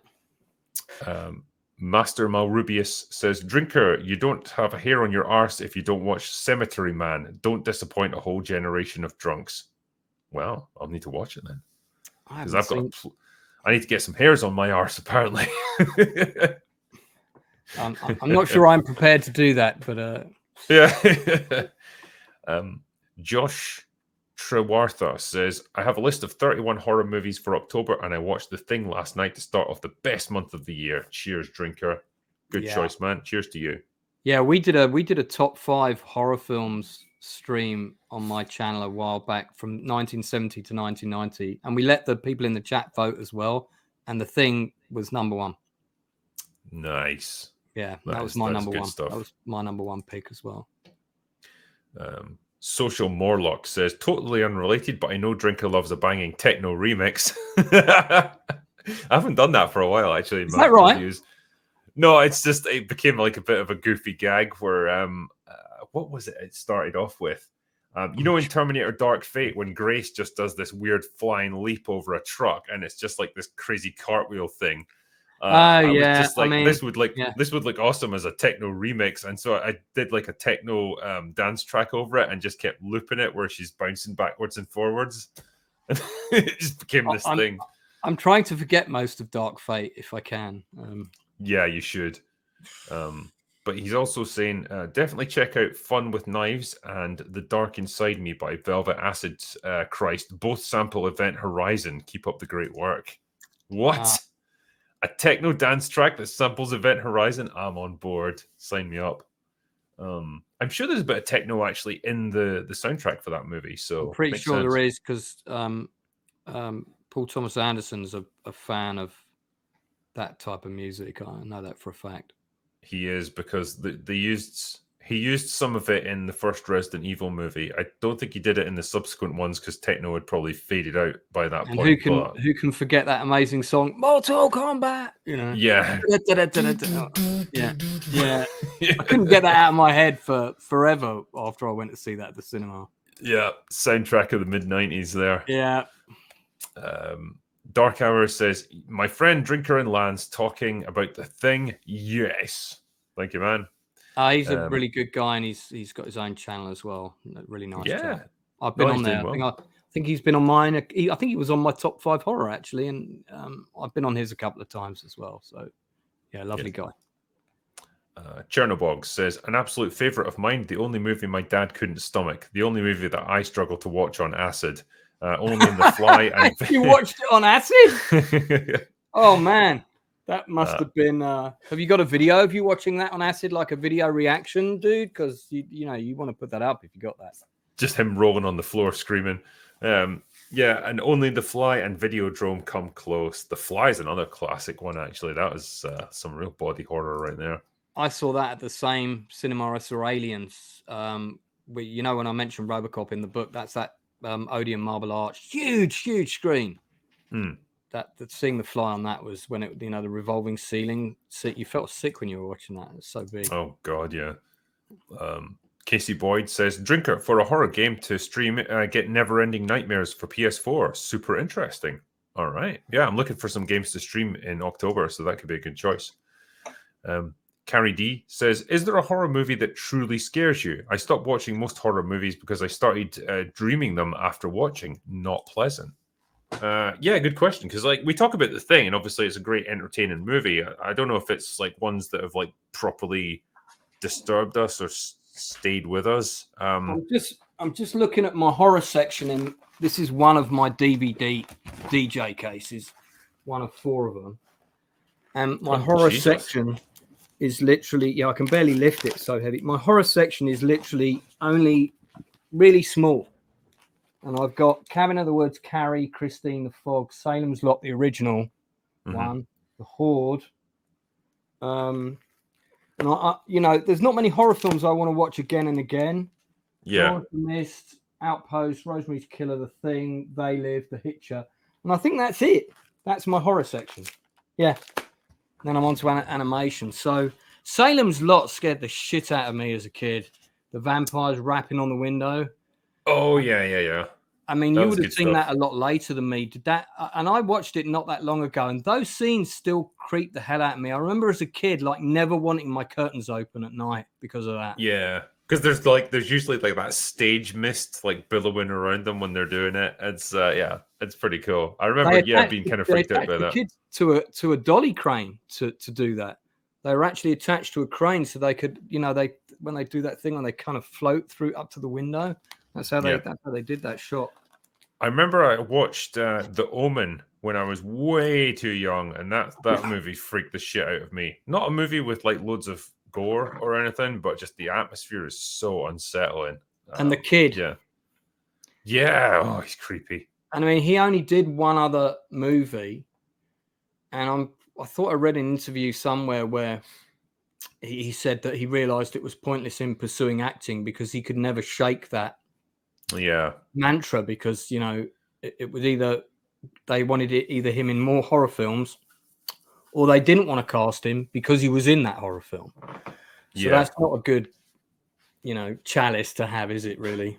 Weirdly, I never had any sort of effect from watching The Exorcist, because I think I watched it with a bunch of mates like probably in the daytime, and it just was totally the wrong environment, and we were just kind of not laughing at it, but it's just like this movie seems really crude, and there's loads of like just gore, like not gore, but like just splattery vomit and stuff in it, and it just didn't seem to hit the mark with us. That was in no one's top 5 when we did our vote. Films like The Shining and stuff were in there, and actually The Shining was pretty. The Shining's great, very effective. Shining, Carrie, I found that pretty scary. I watched that. I stayed up, pretended I'd gone to bed and stayed up and put the black and white telly on. And I saw it. The first time I saw it was in black and white. The scene where the hand comes out at the end from the grave, right? Oh yeah. Well, I jumped up and I screamed. So my mum came running in from upstairs. What are you doing? Oh, nothing. I had a nightmare because I just managed to turn the TV off and then do that thing where you're kind of sitting up. Oh, I had a terrible dream. Sure, she knew what was going on. I think what was the one I was thinking of there?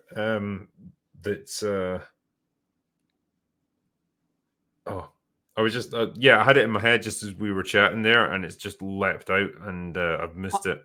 I'm trying to think of like a more recent horror film that I've watched and gone, yeah, that was really good, and I want that in my collection. And Cabin in the Woods was one of those. People were very divided on that. I liked it. I thought it was original.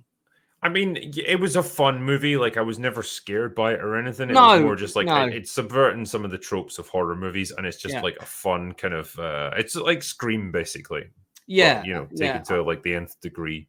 I liked what they did with the story, and there were a few surprises, and I like to be surprised because I'm a writer, and this as well. It's like you can often see things coming. Oh, I bet they're going to do that next, and it's always nice when they surprise you. But I'm struggling to think of I guess some of the Korean horror films and some of the Japanese horror films have been pretty good. That's what I was going to say. Ring. The original Ring. That I saw that at the cinema, man. Yeah. That was good because it just gave you some nice little jump scares, but also like just a genuinely unsettling atmosphere. And I think even the American remake wasn't bad. I think that did a pretty decent job with it.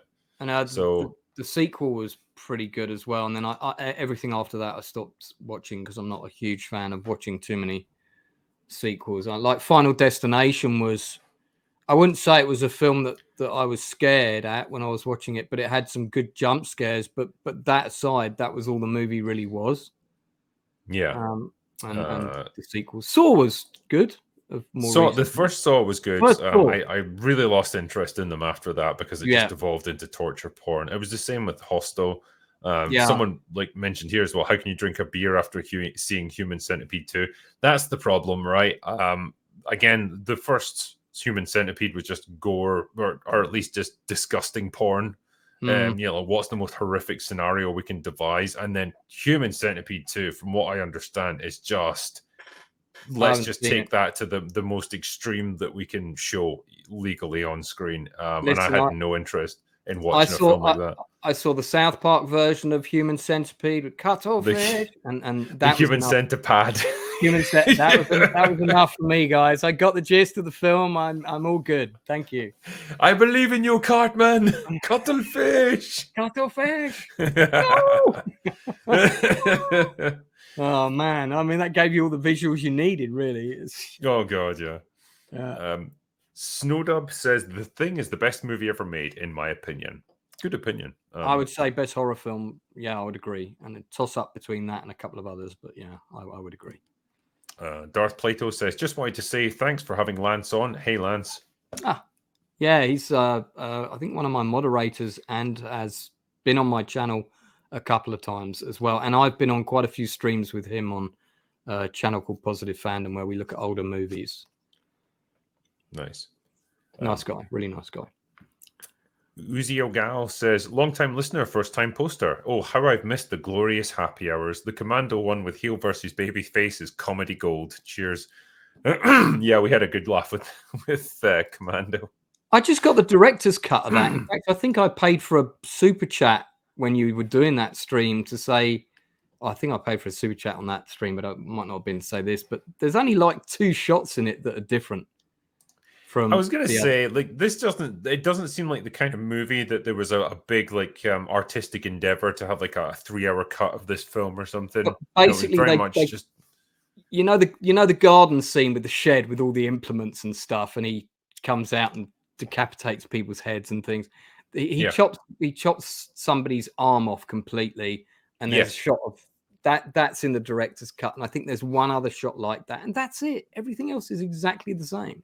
Yeah, I didn't have it on Blu-ray, so I bought that as a Blu-ray. So I don't feel too, I wanted it on Blu-ray, but was like director's cut. Man, this is just like 2 shots. Come on. I think with these like lower budget 80s action flicks, like really what you saw was what you got, and I don't think there was particularly because this is the same problem they had with movies like Event Horizon, where in an era before digital, like everything was just like literal film stock, and if it wasn't preserved, if it wasn't stored properly. When they didn't use it in the film, then it was just lost. Like it would end up just getting destroyed, and that was it. So there was very little in the way of director's cuts for most movies back then. It was only rare ones where they preserved the stuff really well, and that's a shame, you know. Yeah, and there's some films I'd like to see a longer cut of, but we probably, where I know there was like loads of stuff shot, but we'll probably never get them, sadly. Yeah. Tom Blunt says, ignore me if this has been asked already, but what are your top 5 horror films? Also, Red Dwarf Happy Hour with Mauler. When? Much love, Drinker. I've got to get him to watch Red Dwarf. Yeah, that'd be a good one. I met Chris Barry a couple of times, and he's a really, really lovely bloke. So we did a top 5 on my channel, and my number 1 was The Thing, and I'm trying to remember what my personal other top 5 were, and it was really hard because I picked, this is just from 1970 to 1990, and it took me ages to get a short list of 20.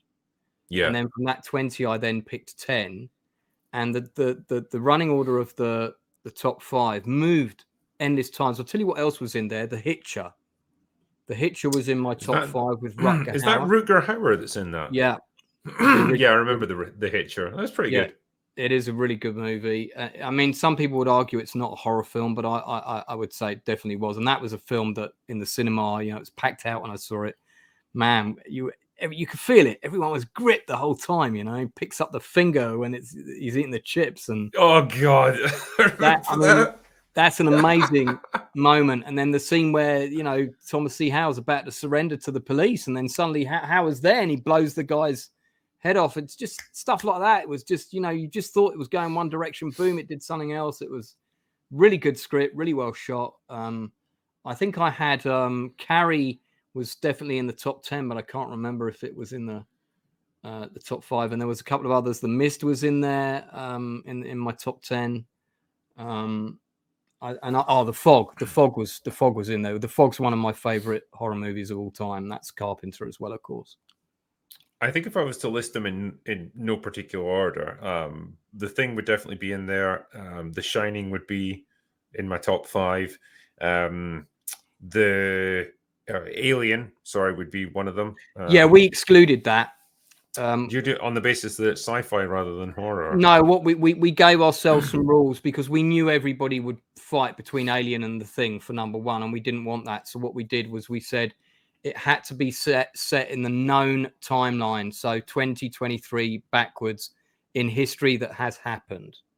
Anything that's happened in an alternative future or in the future beyond that was excluded under the science fiction category because we did a top sci-fi one that came not long after that. So Alien would have been in my top 5. Those rules not included, but it wasn't for that reason. Right. What else? I think probably Event Horizon, like again, not necessarily on artistic merit, just because it's a personal favorite of mine, and might be The Fog or possibly Prince of Darkness. I had the first Nightmare on Elm Street in my top 10 as well. That was Dawn of the Dead as well. I would probably put up there. That's the one with the shopping mall. Yes. Yeah, and then you got Day of the Dead, which is in the missile silo. Yeah, it's like a bunker or something it's in. Day of the Dead. Sorry, go on. I was going to say Day of the Dead felt like it was a little bit played out by that point, and Night of the Living Dead was like super low budget and a little bit cheesy and stuff. But like Dawn of the Dead, I think he's hit that sweet spot where like there's good zombie action there, but there's also a lot of like social commentary about the nature of like shopping malls and consumerism and stuff like that. So I think that worked quite well. I was going to say with Day of the Dead, I worked at a cinema fairly early age, and I lied about I was supposed to be 18, and I lied about my age, and the cinema manager said, "I know you've lied about your age because you're not 18, are you?" And I was like, "No." He said, "But I'm desperate for another usher, so you're hired." And I was like, "Okay, great." And the first screen they put me in is Day of the Dead 18 certificate. Right. So I'm like this kind of like 15-year-old usher tearing tickets, and then I'm watching next half an hour I'm watching people's guts fall out of their stomach and all the rest of it. And I was like, oh wow. And at that point I don't think I'd seen Dawn of the Dead, and then I went back and rented out retroactively, so I saw them in the wrong order. Okay. At least I knew what I was going to get. That's true. 28 Days Later obviously is a good choice. It is. That was definitely a good movie. And Army of Darkness, groovy. I love the third one, the with all the undead. Yeah, the Army of Darkness. Yeah. Oh, that is. A lot of people voted for that. Evil Dead 2, I thought was great fun. Really good. When the eyeballs when the eyeballs fly through the air and go into the girl. The thing is, I don't know if you've seen the Evil Dead Rise, like the sort of, I don't know if you call it a reboot or a remake or something, but it's on Netflix at the minute, and I've seen the first 10 minutes, and then I got a phone call, and it's kind of on my. Yeah.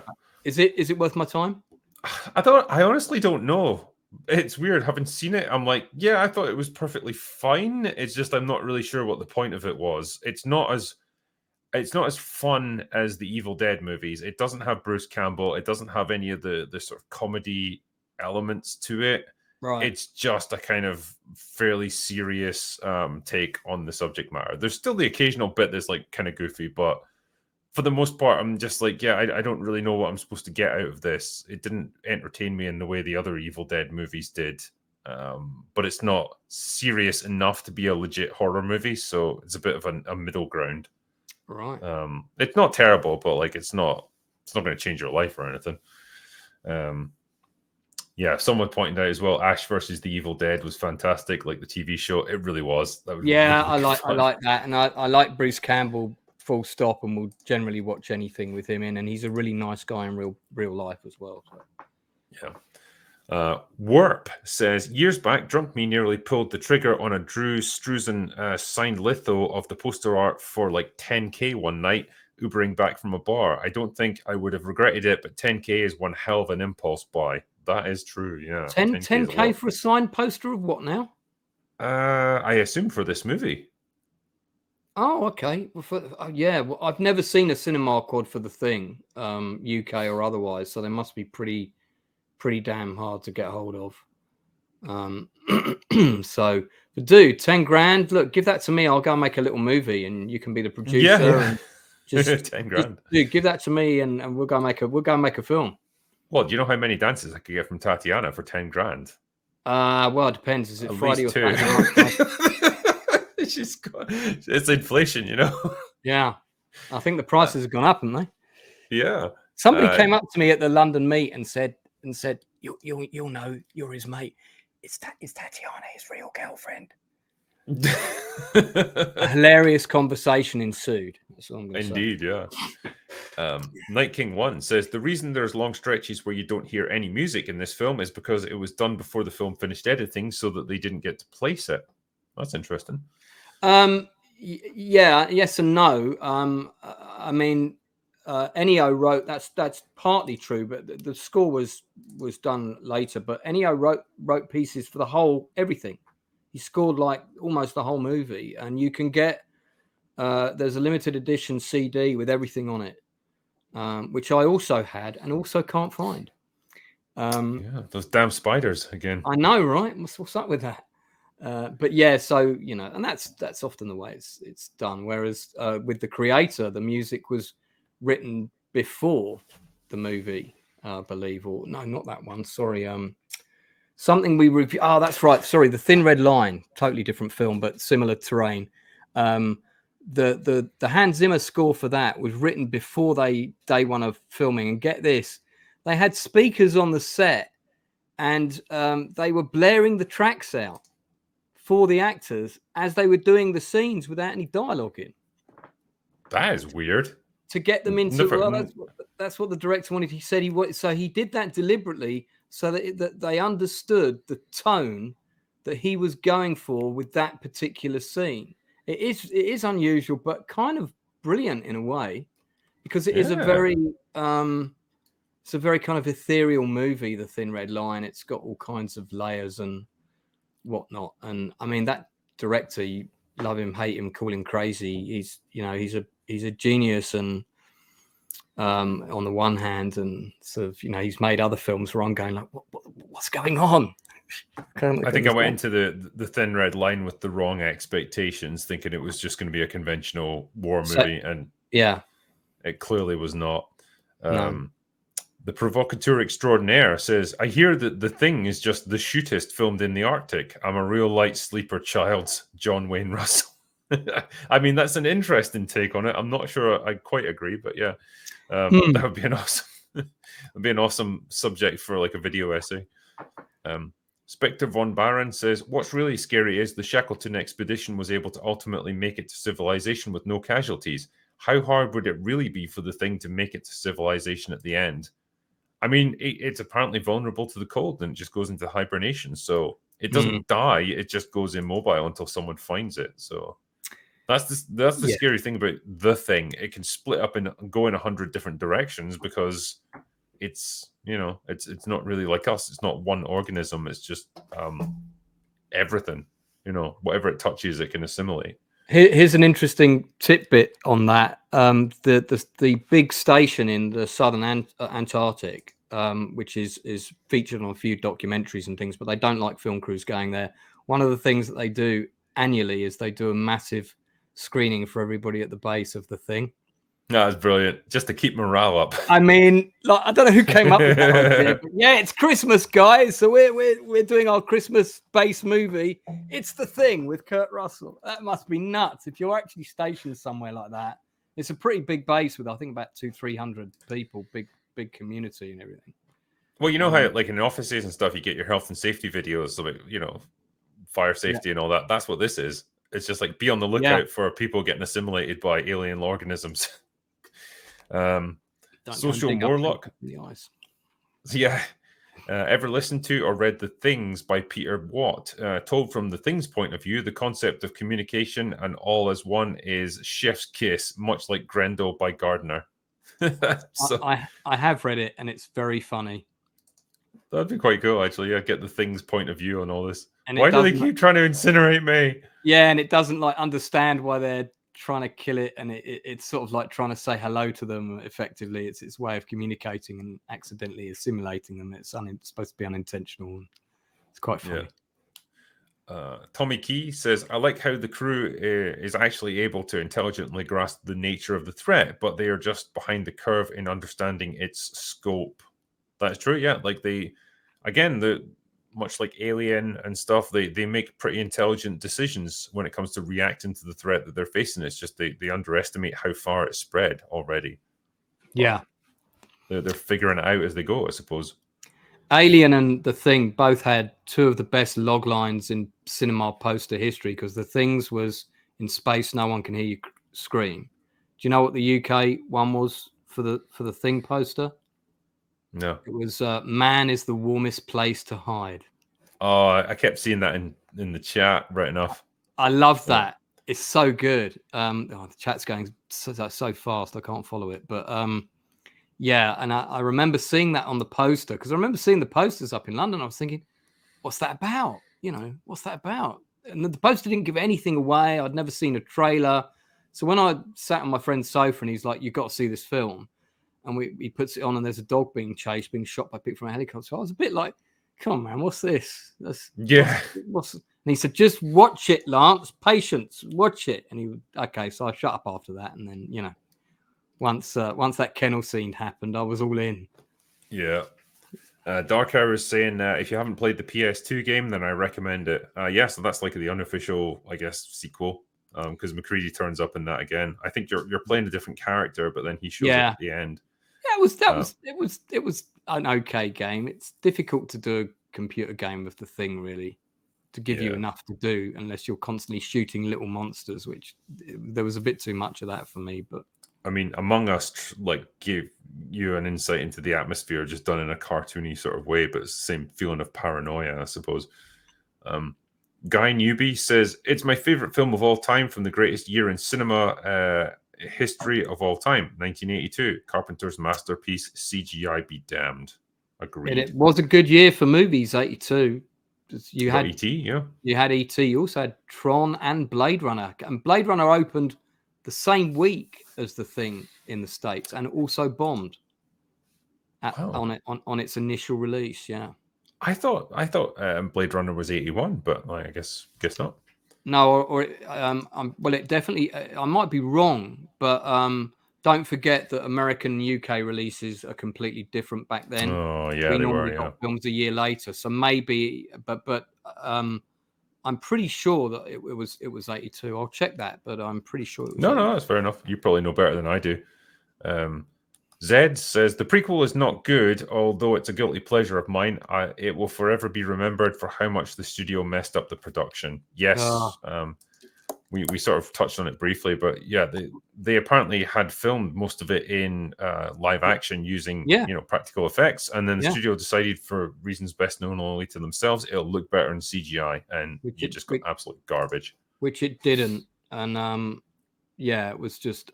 Also, they missed loads of the fact that they had men and women in the base with that environment. I was waiting for the scene where someone, come on, let's go for a quick snog, and and someone in that scenario is going to be the Thing. I felt certain that was going to happen, and you didn't see that. I kind of wanted that scene, because that obviously, if you put people in an intimate situation, they're extremely vulnerable at that point in time. Yeah, it's the basis of so many horror movies. Yeah, they could have done a lot more with the male-female dynamic, and the way people got killed and died, and it wasn't very inventive. And yeah, anyway, let's not waste more time on that. Yeah. Captain Spire says, in an interview, John said that as a producer, it's his responsibility to make the audience get it. If a non-sci-fi person comes to his movie and they don't get it, then it's his fault, not the audience. That's pretty good attitude. RRTNZ says, Hail Drinker, great film with a great guest, and great to see you doing happy hours again, which I've always thought are your best streams. Cheers.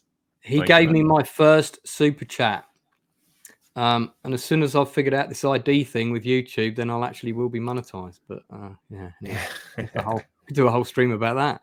Yeah, he's great. He's a great guy. He's always on your channel. He's always on my channel. He's in New Zealand. It's always sending me little super chats, which is very kind. Very much appreciated, mate. Thank you. Oh, it's good to talk to him. Like when I've done Patreon only live streams, he's usually on, and he's again a good guy to talk to. The Hidden Duck says, "First goddamn day of winter." Yeah, nice. Very important line in the film. Sets up a lot of things. Yeah. Captain Spire says, John stressed that the role of a storyteller is to properly tell the story. When people go away and are confused, then he has failed as a storyteller. John took command of his job and it shows. Yep. Compare that to modern filmmakers who just blame the audience if they don't get it. Yeah. Mo Zislak. Oh, sorry. No, I was just going to say, and even when I watched it again today, I still picked up on a couple of little things I didn't notice before. Like I didn't notice that Gary also pulls out his pistol and shoots one of the dogs in the scene where McCready blasts them all with his shotgun. And it's a really fast edit, and it's very, very easy to miss. It's just literally like a second, that shot. And again, showing that Gary's, reinforcing that trigger-happy nature of him always wanting to pull his gun out. Just any excuse to shoot something, yeah. Yeah, and I always thought it was McCready that shot them all. Just him, Yep. Moses Lack says, do you think anyone else at the time could have pulled off McCready as well as Kurt Russell? I feel like you need an everyman for that role, but one believably tough enough to handle himself. Well, I can tell you who turned it down, because I've got that in my notes. It was offered to Sam Shepard, and I think he would have been good, actually. Nick Nolte. Nick Nolte could have done it. He could have done it. It would have been... He wouldn't have had the same humor, but I think he would have done it. Jeff Bridges, who I think wouldn't, at that time in his career, would not have been correct. Chris Walken. I would... I'd pay to see a version of The Thing with Christopher Walken in McCready's but only if role. Only if he does a dance in the snow. Yeah. And if The Thing, it's one of us. I can't trust anyone. It's just, oh man. I do love him, though. Be amazing. I love Chris Walken, man. I do, yeah. He's a great actor, a great fun actor, but I wouldn't necessarily want him in every role. Frosty the Terminator says, do you know that the Lightning director said he made it anyone who was the Thing didn't have a glint in their eyes? Yes. Yeah, we were talking about that earlier. Yeah. Les Salazar says, The Thing is absolutely my all-time favorite horror movie, but I'd hardly consider it a classic horror and more of a psychological horror. I mean, it's got lots of elements of body horror as well. I don't think necessarily psychological is where I'd go with it. You've got to remember at the time that this was made, was shot in 81, released in 82. You probably only had another, not even a dozen films around that time that had quite a high content of gore in them, like proper gore. So at the time, there was no question that this was a horror film with some sci-fi elements in it. Looking at it now, as someone later, when you think of the breadth and width of all the different movies we've got now, and so many of them have got their feet in multiple genres at the time, you could easily put it in other categories, but I still think it's fair to say that it's definitely a horror film, especially in the context of when it was made. Yeah. Yeah, definitely. Big question here. Imagine if you were in the middle of sex and it mutated into The Thing. I thought we were going to see that in the prequel, I'll be honest. I thought we were going to see that. Do you pull out or do you forge ahead? I mean, it depends. Depends how far into it you are, really. Yeah. Sometimes you just got to commit, I would say. Yeah. Night King One says, yeah, I wish Rob Bottin didn't retire. He did this, then RoboCop, and then Total Recall, which he won a Special Achievement Oscar for. And the last thing he did was Joffrey's death on Game of Thrones. Well, I mean, look, the answer to that question is pretty simple, right? Is so David McGiffert, who was the first AD on all 3 Back to the Future films, and he did a ton of other amazing movies. He was at the height of his career when he retired, and I asked him, because there's an interview with him on my channel, and I asked him why he did that, and I guarantee you Rob's answer would be the same. And he said, because I was raising 2 girls and I realized I wasn't seeing much of them and I was missing all the key events in their life. And I'd made enough money to make sure I was the focus of their life from that point forward. If that isn't a good reason, then you're in this game for the wrong reasons. Yeah. Because, you know, and I guarantee it would have been something like family or you know, the important things in life. Making movies is great fun, man, when it works and it's nice, and it can be a real absolute nightmare, you know, and give you blood pressure tablets to, you know, like I ended up with on one particular stressful shoot. So it's not fun all the time, but the fun moments in your life will be your personal moments more than anything. And I'm sure you know what I'm talking about. So I guarantee you that would have been the reason why. And if that was the reason, it was the right reason. It's a pretty good reason, I would say. Yeah. Social Morlock says The Thing and Who Goes There is such an inspiration for the X-Files episode Ice. So glad to catch this stream live. Thank you, Critical and Lance. That's very, very kind, sir. Thank you very much. Yeah, Thank you very much, man. Yeah, there's quite a few bits of The Thing in various different X-Files episodes. Oh, yeah, for sure. Here and there, yeah. Patton 360 Games says there was a video game that Carpenter worked on, and he said it was a canon sequel. Yeah, I think he was involved in one of the Thing. That was the one we were. Yeah, that was the one we were talking about, the PS2 one. Yeah. Okay. Because I remember his name was on the credits, and I think he had some sort of involvement. I think it might have been as simple as, like, you know, he was in one meeting or something. It's like, well, you know, we had input from John. It says John Carpenter's Thing on the cover. Here you go, John. Here's a large check. Thanks very much. Yeah, exactly. Art Gaines says, I wrote a Thing-inspired novel called The Screaming Void. It's on Arkhaven website under the thriller heading. Very good, man, and good luck with that. Social Morlock says, that's the whole problem with aliens, is you just can't trust them. Occasionally you meet a nice one, for example, Starman, E.T., but usually they turn out to be some kind of big lizard, Ghostbusters 2. The Enreeb says, Peter Watts' award-winning short story, The Things, tells the story from the creature's perspective, audiobook version free on YouTube. Yeah, that's the thing we mentioned earlier. Yeah. Tommy Reviews says, Carpenter wants to do a Dead Space Dead Space movie. That would be cool. I just don't know if he's got it in him at this point, because he's getting on a bit now. Yeah, I mean, I would like to see a Dead Space movie, which is, there was if you're a Warhammer guy, and Henry Cavill will tell you he is, there was a game called Space Hulk. And I was never really a Warhammer player, but I played a game called Space Hulk, and Dead Space is a complete rip of Space Hulk. In fact, the aliens from Space Hulk and Dead Space look exactly the same. Yeah. Yeah. So I'd like to see a Dead Space movie. Yeah, I think they could do it quite well. I really enjoyed the Dead Space remake that they did on the PS5 recently. Very much enjoyed that. That one guy says MacReady flies to the Thing's planet and kills them all. Perfect sequel idea, I would say. No, that's Chuck Norris's in that film. I think he needs to assemble a team of the 80s action heroes to, like, help him out. Chris 1306 says, just want to know if any of you are aware of The Things by Peter Watts from the perspective of the creature. Yeah, we got that one. Duncan Hooper says, top 3 Carpenter movies. Hard question. Yeah, I think. Okay, so my number one.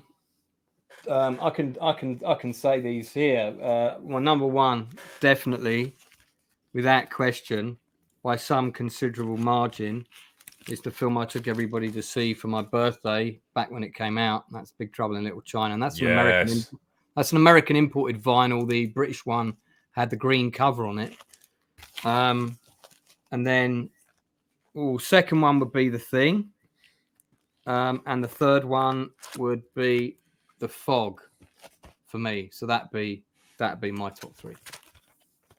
Yeah, I would agree with you on the first 2. I think third one, They Live is great fun, but I probably wouldn't put it in my top 3 Carpenter movies. I think it might be Prince of Darkness. Okay, yeah, I think possibly. Had a lot of fun with that one. It's a solid movie. I've got such a soft spot for Halloween for all its like low budget campiness as well. It's just really good fun movie. Its simplicity is what makes it a really strong film. Yeah, very effective. And I did like The Fog. Patton 360 says, does anyone else enjoy the 1950s version of The Thing from Another World? I enjoy it for what it is, and I do like older movies, and I like going back and watching. They did a really big season of stuff in the 80s on BBC Two when Will was on all fours climbing up to the telly and going, and I was able to stay up and watch these things, and it was a really good.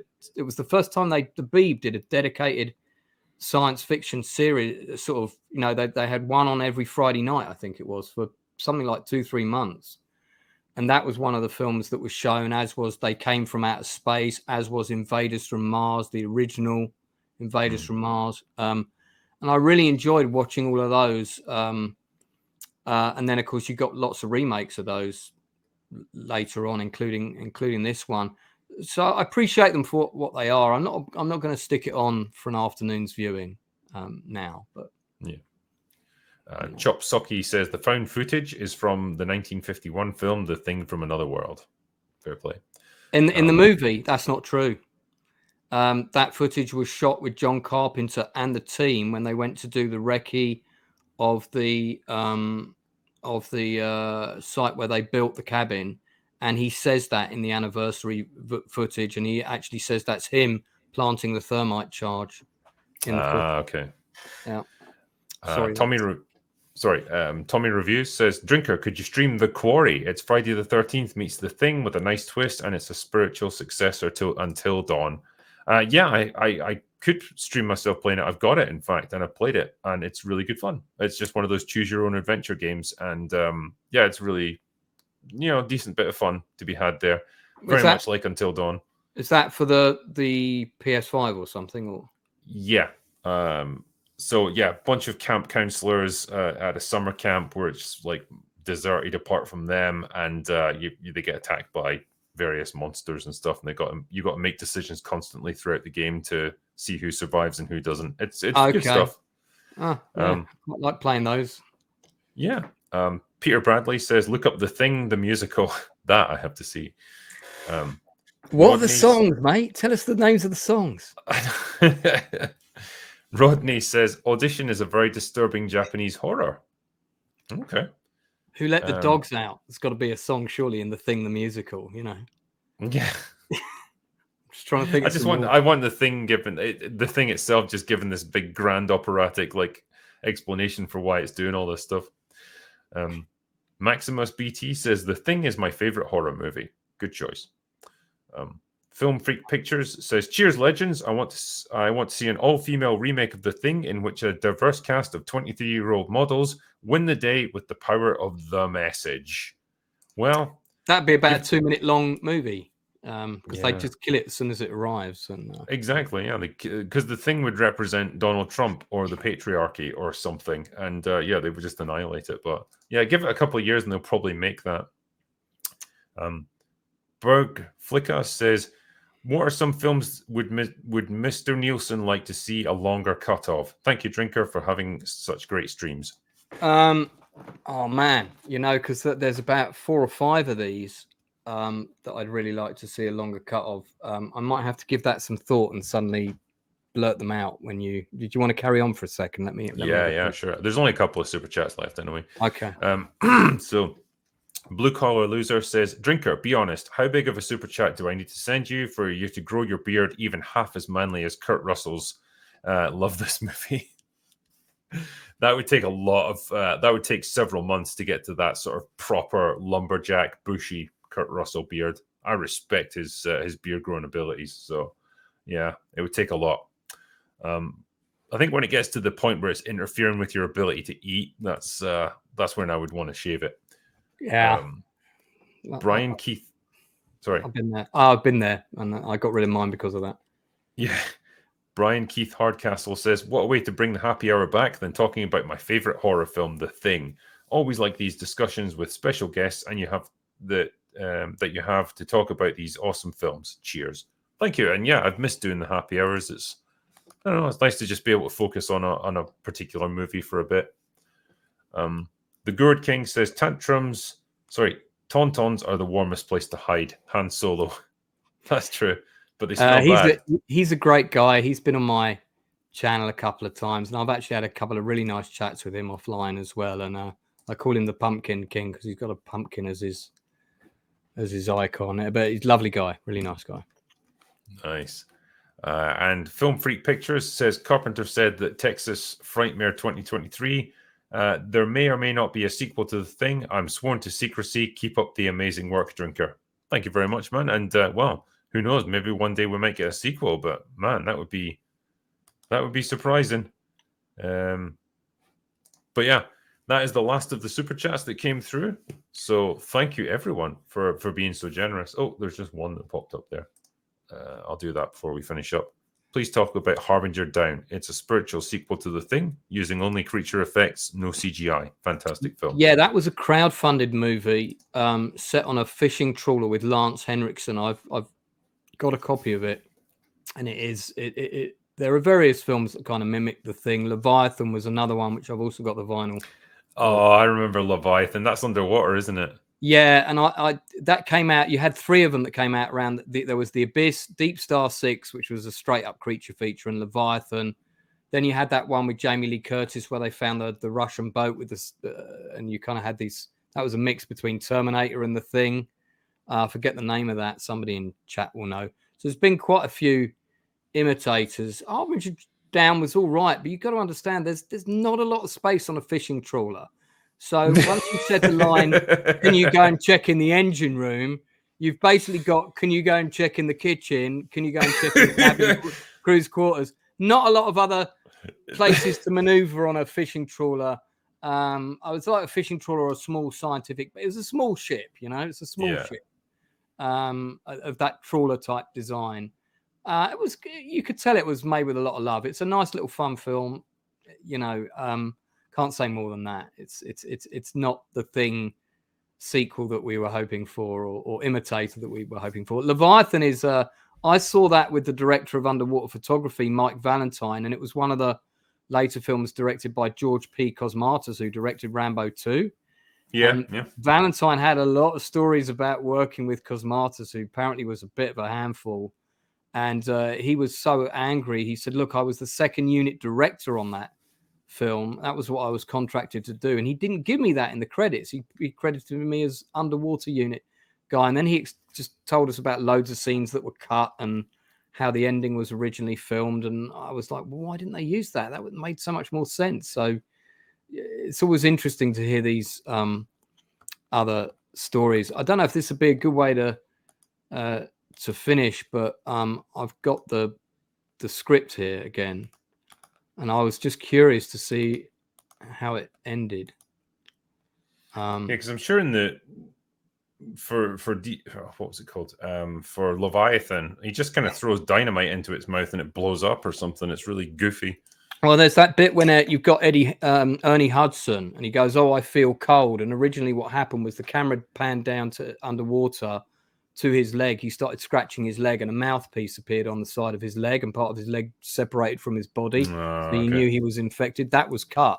It just went, "Oh, I'm cold," and then suddenly the monster popped out the water, and yeah, it was all a bit naff, wasn't it? That ending. So the ending of The Thing is pretty similar, except I don't remember Child saying this last line. I guess I'll be learning, because he says you play. So it ended originally like this. If you got any surprises for each other, we shouldn't be any condition to do about it. And I think somebody said, no, I don't think so. Or I guess not. And then you play chess and looks at each other. I guess I'll be learning. That's kind of nice. I quite like that. Although they haven't got a chess set, of course. So that's probably why, because they've blown up the whole camp. So how are they going to play chess? Yeah. But that's the ending in the original script. And it doesn't. There's no detail there that alludes to whether Childs is the thing, but I can totally understand the theory and the light in the eyes and all that kind of stuff. Yeah. Am I allowed to plug my channel a little bit? Absolutely. This is the perfect time since we're just finishing up now. I was just going to thank you for coming on and doing thanks, this man. with me. Well, I've been doing it for just over a year. We just had the year's anniversary stream. This is the man who inspired. Hang on, I need to point that way. This is the man Other way. the other way. This there is the you man go. who inspired me to do my channel, because Drinker and I were in touch fairly early on after you started, and I was silly enough to be in your stream when you said, "Oh yeah, actually, perhaps I should get some mods," and I went, "I'll do it." I didn't even know what a mod did. Little did you know what you were letting yourself in for. I know, I had absolutely no idea. I just thought, oh, this will be easy. What have I got? So what do I do again? And then I had to keep messaging you saying, should I kick this person out? They're being a bit rude. And anyway, so I haven't banned anyone yet. I'll let the other mods do that. But on the channel, it's a bit of a mixed bag. It started off as my acting class in lockdown, and we did some live streams of some performances, which just happened to be my YouTube channel. And then when lockdown got lifted, I thought, what else can I do? And of course, I work in the film industry, and I know a lot about the older films that were really good. And I saw what you were doing, and you kind of encouraged me. And I thought, well, okay, I'll try and do something like that, but I haven't got loads of time to edit stuff. So what I've tried to do is do a lot of industry interviews with people in the film, theatre, and creative worlds. It's not just really well-known people. I try and support other creatives, hence the term the Outcast creative, because the industry that I work in is very class-driven. So if you're not with the top 5 agencies and you didn't come through the top 5 drama schools or certain production houses or certain theatre establishments, it's pretty difficult for you to carve your own way. So I've interviewed a lot of people that have given me their time. There's 40 industry interviews on the channel at the moment. I'm doing one with Jeff Farley, who's one of the main special effects artists on Babylon 5, who's coming on the 17th of October. He did Demolition Man as well. And he also worked for Charles Band's company that did all those low-budget films that went straight to video in the 80s and early 90s, like Arena, Robojocks, Ghoulies, all of those. So he went over to Italy and worked under Charles Band. So he's got loads of interesting stories. I've got 2 directors that have agreed to come on this side of Christmas, but I've learned not to announce people until I've locked dates. But they've both directed big films that you have heard of, one of which Drinker's done a Drinker's Extra Shots on. So that's all I'm going to say about those. And then I do regular kind of retro reviews. I'm doing Cutthroat Island in 2 Saturdays' time because I've just got the special Blu-ray, and I want to see was this film misjudged. I haven't watched it since I saw it at the cinema. I'm a big fan of Matthew Modine. It's one of the biggest box office bombs in cinema history. Yeah. So I'm going to proper dissect it. But you'll see I've done films like The Longest Day, A Bridge Too Far, and I work with a lot of what I would call younger YouTubers, young in YouTube years, and we do a lot of co-streaming together and stuff like that. I also want to thank you for having me on tonight, because I'm a small channel and not one of the big boys or anything. And grateful to the people that have subscribed so far. I think I just hit 2,000 subs. I'm trying to get to 5,000 by the end of the year. So if you're interested in hearing interviews from people in the industry, or you just want to watch some of my reviews, I do gut reactions as soon as I come out of the cinema, and then sometimes I think about it more carefully and do a more detailed review later, which I'll probably be doing with the creator in the not too distant future. But saw that at the cinema yesterday. So yeah. No, excellent stuff, man. And you've done like amazing work, like as a mod and stuff for me. Helping out with my live streams over the past couple of years, and when we've been able to have you on for streams or come on your channel a couple of times, it's been really good fun. And I've really enjoyed talking with you this evening about a total classic movie. So I'd love to do it again sometime. Listen, man, anytime you want me on, I'm there, and it'd be great to have you on. I'm actually doing a thing stream on my channel with a load of guests on the 31st of October. So, because I thought, well, what are we going to do for Halloween? And I'm not going to be running around the streets of London with a Scream mask on like lots of kids. Oh, not this year. No, not this year.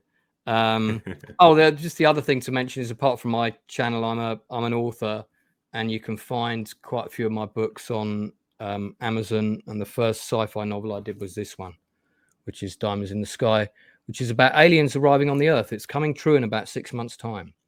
So when they get here, and I got a whole host of other stuff on there. In one of the later books in that 6-book series, there's going to be a character in it based on you. Oh, cool. Yeah. Is he drunk? I haven't thought of a name for him yet, but it's getting there. And I'm writing another book called The Tweet, a novel called The Tweet that I'm well into at the minute, which is about the firing of someone called Nina Serrano from the Galaxy Wars television franchise. It's completely fictional. Yeah. It's like doesn't bear any relation to real people or TV shows, I'm sure. No, again, very timely. But no, thank you, man. And thank you to everyone who's joined us for this one tonight. And really appreciate all your generosity with your super chats, to my channel members as well. And for Mr. Brown for moderating for this tonight, because this was, not announced until fairly late in the day. So appreciate the help, man. Yeah, thanks, Mr. B. Given my channel a shout out a few times there as well. But the next time you see me, we'll probably be on Open Bar on Thursday night. So catch us there. But for tonight, at least, that's all we've got for today. So go away now.